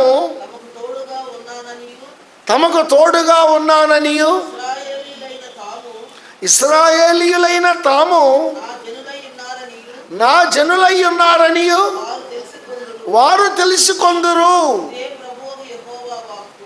యూదులు లేక ఇశ్రాయేలీయులు బబులోను దేశమునకు చెరలోనికి వెళ్ళడానికి చాలా కారణాలు ఉన్నాయి బిడ్డలారా. యెహెజ్కేలు అంటే చెరలోని ప్రవక్త. తన ప్రజలు ముక్కలు ముక్కలుగా నరకబడి వారి రక్తం రోడ్ల మీద నీళ్ల వల్లే ప్రవహిస్తూ ఉంటే, మందిరమును కాల్చివేసి తొలుసుకు వెళ్ళి దీపవృక్షాన్ని ఆర్పివేసి బీభత్సం సృష్టిస్తే అర్థం కాని యెహెజ్కేలు ఏడ్చాడు. ఎందుకు ఇలాగ జరుగుతుంది అన్నప్పుడు యెహెజ్కేలుకి దేవుడు కారణాలు చూపించాడు. ఇందువల్ల.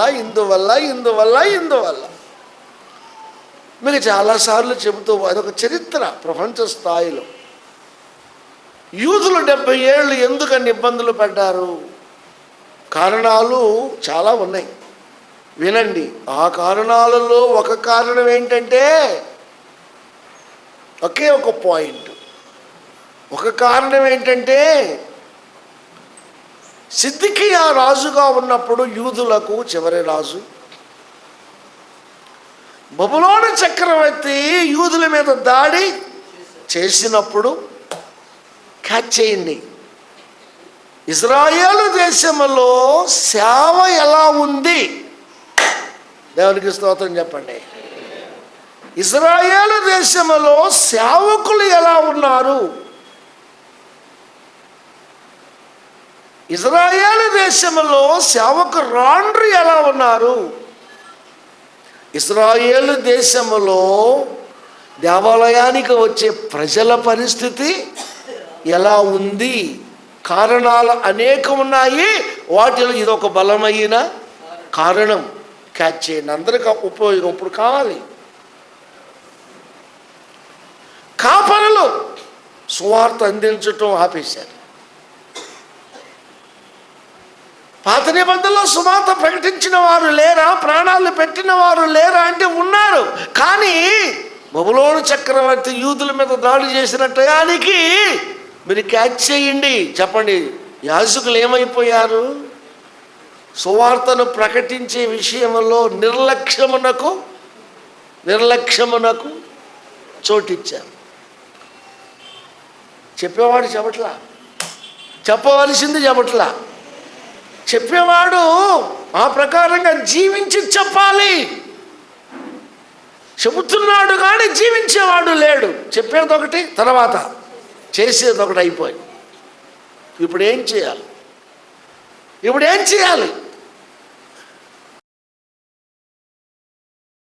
వీళ్ళు నిర్లక్ష్యం చేశారు కాబట్టి దేవుడు వదిలేస్తాడా? ఏం జరిగిందో తెలుసా? అప్పగించినట్లే అప్పగించాడు, చెరకు పంపినట్లే పంపించాడు, శత్రువుకి ఛాన్స్ ఇచ్చినట్లే దేవుడు ఇచ్చాడు. సేవకులు ఏది నిర్లక్ష్యము చేశారో, ఇక సేవకులు పక్కన పెట్టాయి, వాళ్ళు ఊసులు లేవు. అక్కడ కొంతమంది ఉన్నారు న్యాయధిపతులు, కొంతమంది లేడీస్. యాజకులు ఏది చెయ్యాలో అది చెయ్యనప్పుడు వాళ్ళు వదిలేసిన దానిని దేవుడు పరిగణలోనికి తీసుకున్నాడు. యేసు ప్రభు చెప్పారు, ఆఖరి కాలంలో అబద్ధ బోధకులు వస్తే, స్వార్థపరులు వస్తే, మోసగాళ్ళు వస్తే, దొంగలు వచ్చి సేవ బైబిల్ పట్టుకుని మొదలు పెడితే ఫిలిప్పీ 3:19-20 ప్రకారంగా కడుపేవారి దేవుడని సేవను అడ్డం పెట్టి బ్రతకాలి అనుకున్న దొంగ బోధకులు వస్తే ఖచ్చితంగా వాడు దేవునికి లెక్క చెప్పాలి. కానీ సేవ ఆగదు. ఎందుకని? తన బిడ్డలను ఆయన విడిచి. హల్లెలూయా. ఇది పరమ సత్యం. ఎవడో ఒక దొంగతనం చేశాడు, దొంగ బోధకుడు, వాడు పారిపోతాడు, కానీ దేవుడు విడిచిపెట్టాడు. ఇది మా ఊళ్ళో జరిగింది. నాకు పరంజ్యోతి అని పేరు పెట్టే దైవజనుడు నాకు తెలిసిన తర్వాత లేడు. 69లో మంగళాపురం వచ్చారు, అక్కడ చూశాను. ఈయన మేము బండి మీద కూర్చున్నాం, కిందన్నాడు. నాకు అర్థం కాల, పరంజ్యోతి పరిగెట్టుకుని అడిగాడు ఆయన. ఇడిగో పరంజ్యోతి అన్నారు. చూసి అలా కింద ఈయన నీకు పేరు పెట్టాడు, ప్రార్థన మన ఊళ్ళో సేవ నువ్వు లేనప్పుడు అని వీళ్ళు చెప్పలా. ఆయన వెళ్ళిపోయాడు. అదే కడసారి చూడటం మహానుభావుడు. ఆయన పేరు జాన్ పీటర్ గారు. ఆయనకు భార్య చనిపోతే, సంఘంలో ఒక అమ్మాయికి భర్త చనిపోతే, ఈ పెద్దోళ్ళందరూ ఏకమయ్యి వీళ్ళిద్దరికి పెళ్లి చేశారు. భయం వేసి ఇంకో కూరలు చేసుకున్నాడు. కంఠస్థాల పాలెం ఉంది కదా, అక్కడికి వచ్చి చేసుకున్నాడు. అక్కడ తప్పేమీ లేదు. మన వాళ్ళలాగా సతీ సహగమనం, భర్త చచ్చిపోతే ఆ తల తీసుకొచ్చి భార్య ఒళ్ళో పెట్టుకొని బతుకున్న భార్య ఇద్దరిని కాల్చి చంపటం, పిల్లలు అల్లాడిపోవటం, అది లేదు బైబిల్లో. భార్య పోతే భర్త నిలబడాలి, భర్త పోతే చెప్పండి భార్య నిలబడి పిల్లలు బతికించుకోవాలి. బ్రిటిష్ వాడు మన దేశానికి వచ్చిన తర్వాత మన దేశంలో రాజా రామ్మోహన్ రాయ్ అనేటువంటి గొప్ప విద్యావంతుడు, ఇంకా కొంతమంది వీళ్ళందరూ ఏకమై సతీ సహగమనాన్ని ఆపేసి కోర్టులో కేసు పెట్టి దాన్ని రద్దు చేశారు. కావున బైబిల్ చేసుకుని ఇప్పటికీ ఆ ఊళ్ళో ఏమంటారంటే ఆ పాదిరి ఎవడో వచ్చాడు ఒక దాన్ని తీసుకుపోయాడట. కాదు, కరెక్ట్ కాదు. ఆ భయం వేసి ఇప్పుడు చాలా కాలం ఎవడో రాలా. ఇప్పుడు చెప్పండి, కాపరి లేడు. కర్మశాలకు ఐపీసీ వాళ్ళిద్దరు పాస్టర్ గారులు పంపిస్తే మా నాన్నే వాళ్ళని, మా అమ్మగారు వాళ్ళకి అన్నం పెడితే వాళ్ళ ఇంట్లో అన్నం తింటుంటే మా నాన్న బాగా తాగొచ్చి ఆ పక్క బయటి కొండం పెట్టి ఈ పక్కన బయటి కొండం పెట్టి పచ్చడి పండ కోసం తిరిగాడు. పాస్టర్ గారు బుర్ర పగలగొడతారు. ఎవడట వచ్చినా ఆగలేదంటే మాకు ఒకలేదు. పాస్టర్ గారు లోపల అన్నం వదిలేసి పెరుగన్నం తింటున్నారంట. అమ్మో జమ్మాయమ్మ గారు తొలగి అమ్మమ్మ చెప్పాడంట, నువ్వు తీస్తే నీ బుర్ర పగిలిపోతానంట. మా అమ్మ ఆగిపోయింది. మా అమ్మమ్మ ఎవరు లేరు, అందరూ అల్లకల్లలో అయిపోయింది. ఎక్కడోళ్ళు అక్కడ బండలు, రోకళ్ళు, కర్రలు, కత్తులు దాచేశారు. ఒకళ్ళు దొరికితే ఏం చేసేవాడు? లోపల అన్నం వదిలేసి చెమటలు పెట్టేసి రెండు తలుపులు బయట పెట్టుంటే పాస్టర్ గారులు బెదిరిపోయారు. అమ్మమ్మ డేరు చేసి ఏసు రక్తం చెప్పి వెనక తలుపు తీస్తే ఈ తిరిగి వచ్చే లోపు వాళ్ళు పారిపోయారు. మళ్ళా మా ఊహొచ్చేదాకా ఆ ఊరు పాస్టర్ రాల. దేవుడు అయినా ఆ గ్రామాన్ని విడిచి పెట్టాల. అది జరిగింది యెహెజ్కేలు. ఆయన ప్రేమామయుడు, ఆయన దయామయుడు, ఆయన పిల్లలండి, ఆయన తండ్రి. అంత మాత్రమే కాదు, మళ్ళీ ఏం జరిగింది? యెహెజ్కేలు మనం అధ్యాయంతో చదివితే, మరికొన్ని అధ్యాయాలు చదివితే కొబ్బిన గొర్రె ఉందనుకోండి కోసుకు తినేసేవాళ్ళు, బక్క గొర్రె ఉందనుకోండి వదిలేసేవాళ్ళు. దీని అర్థం ఏంటండి? ధనవంతులను లక్ష్య పెట్టడం, బీదవారిని వదిలేయటం, ఇది కూడా కరెక్ట్ కాదు సేవకుడికి. నాతో చాలామంది అన్నారు, ఈ చెత్తమంది అందరిని పెట్టుకునే దానికంటే ఒక బలమైన కుటుంబాన్ని పట్టుకుంటే చాలు, మనకు రావాల్సింది వచ్చేస్తుంది. తప్పది. ఉన్నవాడు ఉంటాడు, త్వరగా చెప్పాలి, లేనివాడు ఉంటాడు. పచ్చని కాపురాలు చేసుకునే అమ్మ ఉంటుంది, సమస్తం పోగొట్టుకున్న విధవరాలు ఉంటుంది. 3 పూటలు కడుపు నిండా భుజించే సమృద్ధి గల వాళ్ళు ఉంటారు, ఒక్క పూట అన్నం లేని వాడు కూడా ఉంటాడు. సంఘం అంటే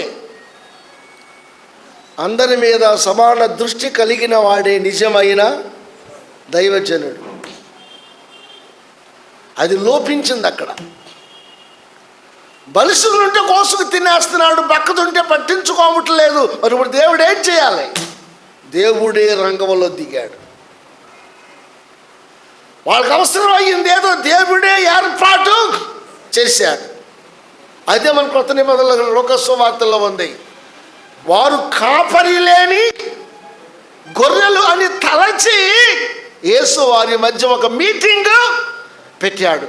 కాపరి లేని గొర్రెలు, కనికరపడి ఒక యాజకుడు చేయలేంది, ఒక కాపరి చేయలేంది, ఒక మతం ఇవ్వలేనిది, ఒక పాస్టర్ ఇవ్వలేనిది, ఒక సంస్థ నాయకుడు ఇవ్వలేనిది డైరెక్ట్ యేసు ఇచ్చాడు.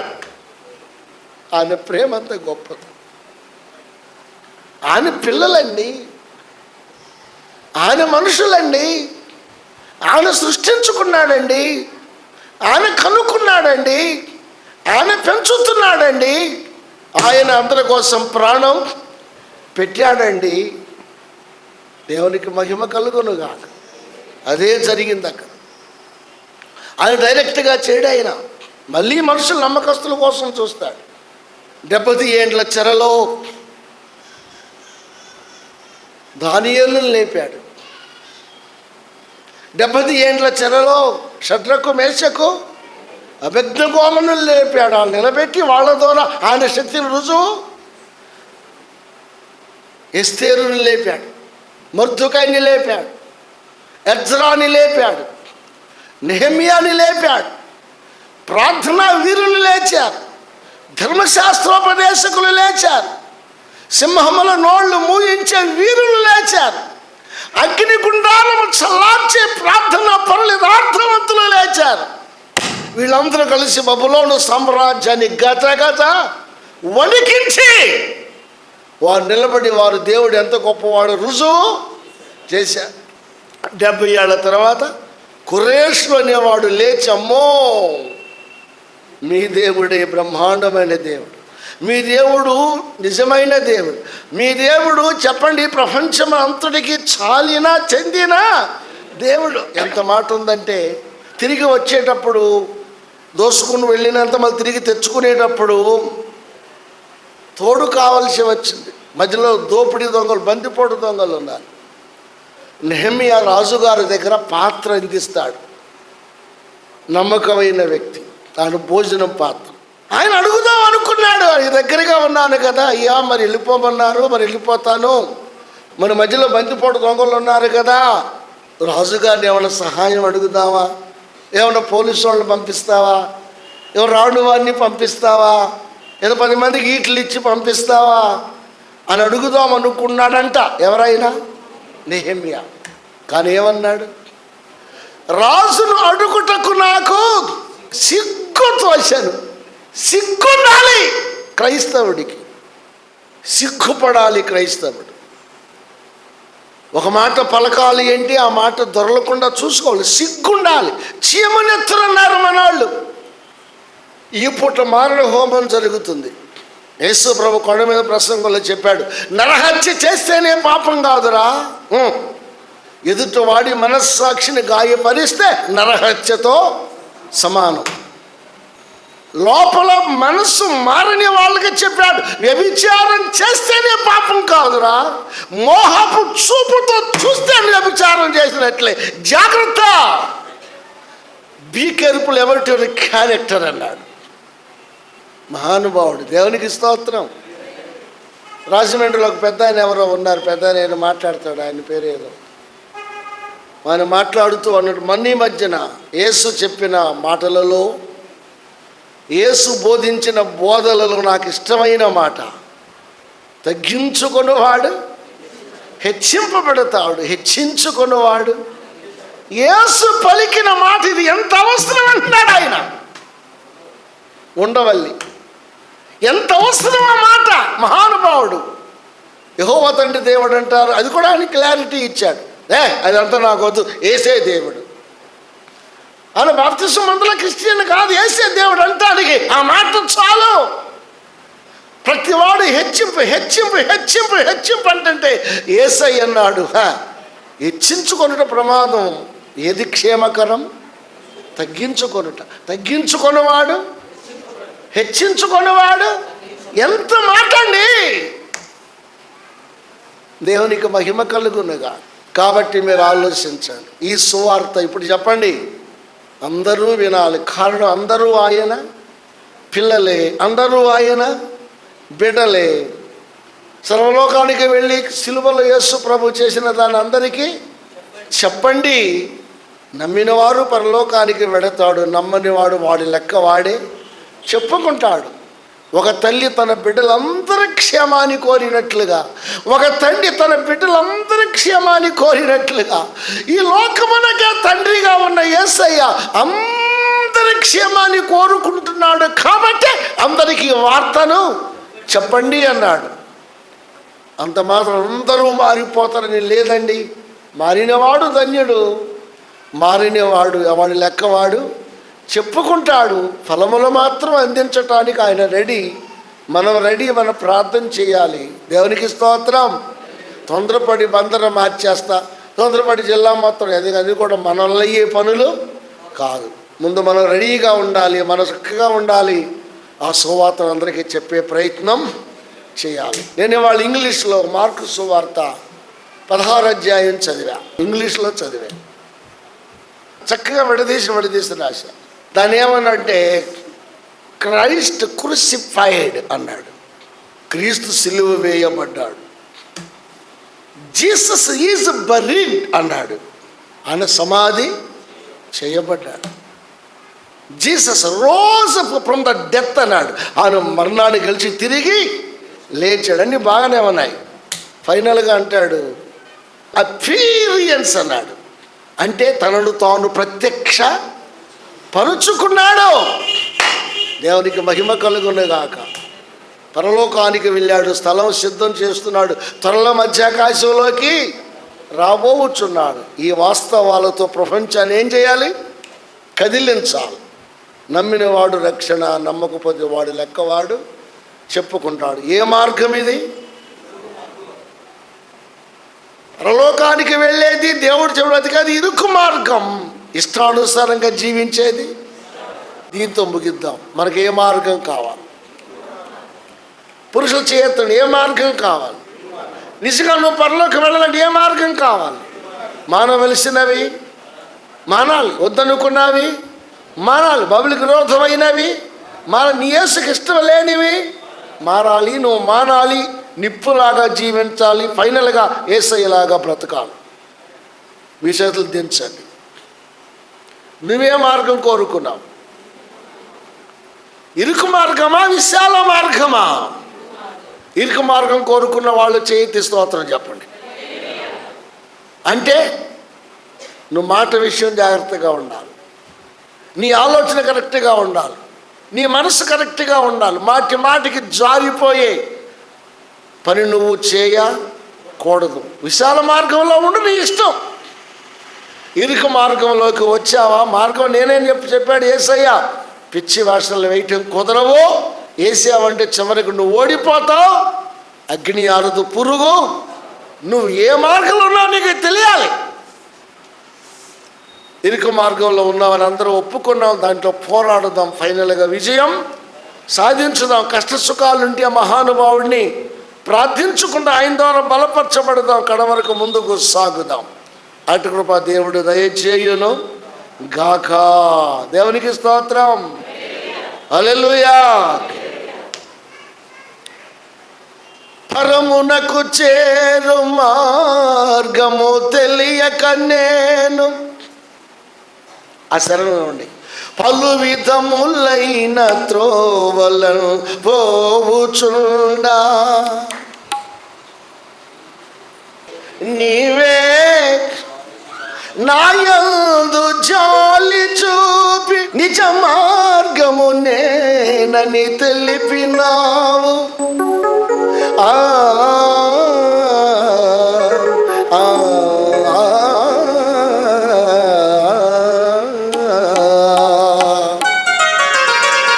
కళ్యాణి రాగం. నిజమైన దేవా నిత్యం పుదారి, అసలైన నీలోనే అగుపించెనయ్యా. నిజమైన నిత్యం పుదారి, అందరూ అసలైన నీలోనే అగుపించెనయ్యా. నిజమైన దేవా ఏ దారి లేని నా జీవితమే ఎడారి, ఏ గమ్యము లేక నా గమనము నా వ్యసనము. ఏ దారి లేని, ఏ గమ్యము లేక నా గమనము నా వ్యసనము. నీవే నా దారి, నీవే నా దారి, నీ దారిలో నేను, నీ చేతితో నన్ను మాటి నడిపించుము గదరా. నీ చేతితో నన్ను మాటి నడిపించుము గదరా. నిజమైన దేవా నిత్యం పుదారి, అసలైన నీలోనే జనయ్యా. నిజమైన దేవా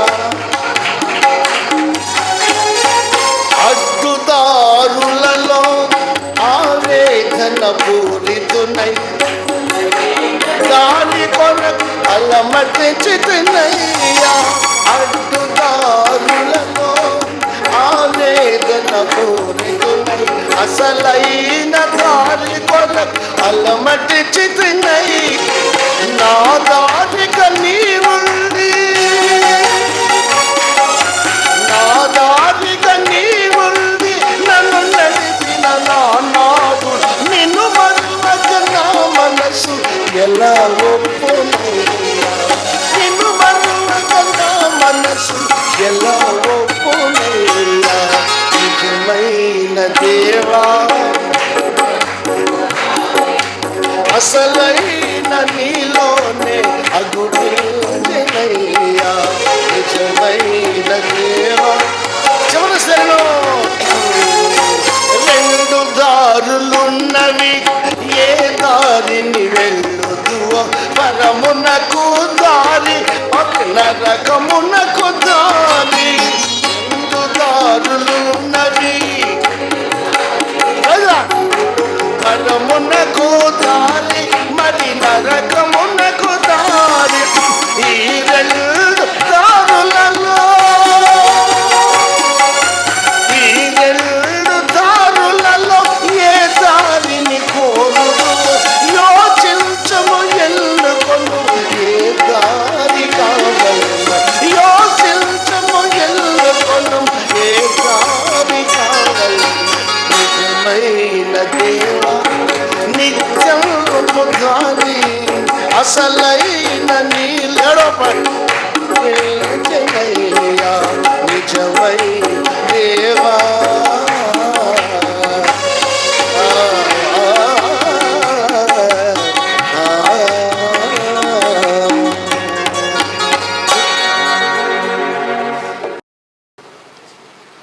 దేవునికి మహిమ కలుగునుగాక. ప్రార్థన చేసుకుందాం. తండ్రి, మీ నామమునకు స్తోత్ర. మీ ఉద్దేశం ఎంత గొప్పది, మీ ప్రణాళిక ఎంత గొప్పది, మీ ప్రేమ ఎంత గొప్పది. ఎవరిని ద్వేషించే దేవుడవు కావు.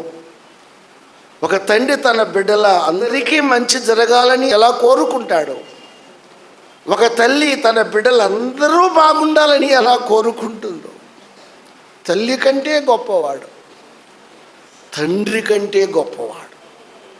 మీ తల్లిదండ్రులు చెడ్డవారయ్యుండి మీ మేలు కోరుకుంటే, ఏ చెడుతనము లేని నేను ఇంకా మేలు కోరుకుంటాను కదా. ఎంత గొప్ప మాట యేసయ్య. ఈ లోకం ఈ మాటలను గ్రహించలేకపోతుంది. ఏదో ఉరవడి, ఏదో కొరవడింది. ఎక్కడికో వెళ్ళిపోతున్నాడు మానవుడు. విశాల మార్గాన్ని కోరుకుంటున్నాడు. ఏమి చేస్తున్నాడో, ఏమి మాట్లాడుతున్నాడో, ఏమి తింటున్నాడో, ఎక్కడికి వెళుతున్నాడో గురి లేని ప్రయాణము చేస్తున్నాడు. పరలోకానికి వెళ్ళే మార్గం ఇరుకు మార్గం అన్నావు. దానిలో ఒకే ఒకటి, మీరు ఎలా ఉన్నారో మీలాగానే మేము బ్రతకాలి. ఈ చక్కటి పాట మీరు మాకు దయచేసినందుకు స్తోత్రాలు. హృదయంతర్భాగాలలో నుండి, ఒక అవగాహనలో నుండి వచ్చిన మీరిచ్చిన పాట ప్రభా, ఈ విషయం అందరూ అర్థం చేసుకోగలుగుటకు సహాయం వచ్చి వెత్తబడిన వాక్కులు దుష్టుడు ఎత్తుకొని పోకుండా నీరు కట్టి ఫలింప చేయమని భయంకరమైన దినాలలో ఉన్నాము. క్రైస్తవుడు క్రైస్తవునిగా బ్రతకగలుగుటకు సహాయం చేయమని. సేవకులు వదిలేస్తే నీ ప్రజలు నువ్వే నడిపించుకుంటావని హెస్కేల్లో ఉంది. మీరు ఈ లోకంలో జన్మించినప్పుడు యాజకుడు యాజకత్వాన్ని మానేస్తే కనికరపడి ప్రజల మధ్యకు మీరు యాజకునిలాగా వెళ్ళి సువార్తను చెప్పి మళ్ళీ అనేక మంది యాజకులను తయారు చేశావు తండ్రి. మీ ప్రేమ ఎంత గొప్పది. నా నిమిత్తము, నా సువార్త నిమిత్తము మీకు కలిగింది ఏమైనా వదిలిపెట్టాల్సిందే, లేకపోతే మీరు నా శిష్యులు అనబట్టడానికి హక్కు లేదు అని ఒక బలమైన మాట. మాటలు చిన్నవే సన్నవే కానీ వాటిలో భావం ప్రపంచాన్నే కదిలించి వేస్తోంది. బిడ్డలు అర్థం చేసుకుని రోషముగా బ్రతకగలుగుటకు సహాయం చేయమని. టీవీలో ఎంతోమంది విన్నారు. సువార్త సత్యాన్వేషణలో సత్యమును గ్రహించి చక్కగా బ్రతకగలిగిన రోషం అనుగ్రహించమని మంచి దైవజనులు లేవాలి, మంచి దైవజనురాండ్రులు లేవాలి, మంచి యువతులు లేవాలి, మంచి విశ్వాసుల ముందుకు రావాలి, సత్యమును ప్రకటించాలి, సత్యములో జీవించాలి, అవసరమైతే సత్యం కోసం ప్రాణాలైనా పెట్టాలి. మతము కాదు కావాల్సింది, బ్రతుకులు మారాలి. ఈ వర్తమానం నీరు కట్టి ఫలింప చేయమని అన్ని నామముల కన్నా మిన్నైన యేసయ్య నామమున అతి మిక్కిలి వినయముతో బ్రతిమలాడి వేడుకొనుచున్నాము తండ్రి, ఆమేన్.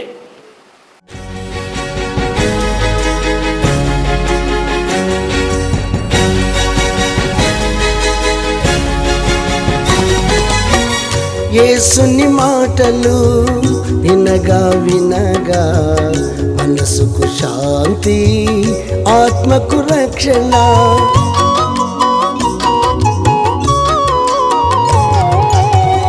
యేసుని మాటలు వినగా వినగా మనసుకు శాంతి, ఆత్మకు రక్షణ. యేసుని మాటలలో విలువను ఎరిగినచో, యేసుని మాటలలో విలువను ఎరిగినచో నీ బ్రతుకంతా మేలే మేలుగా, నీ బ్రతుకంతా మేలే మేలుగా. వినగా వినగా యేసు సువార్త కలుగును హృదయాలలో విశ్వాసం.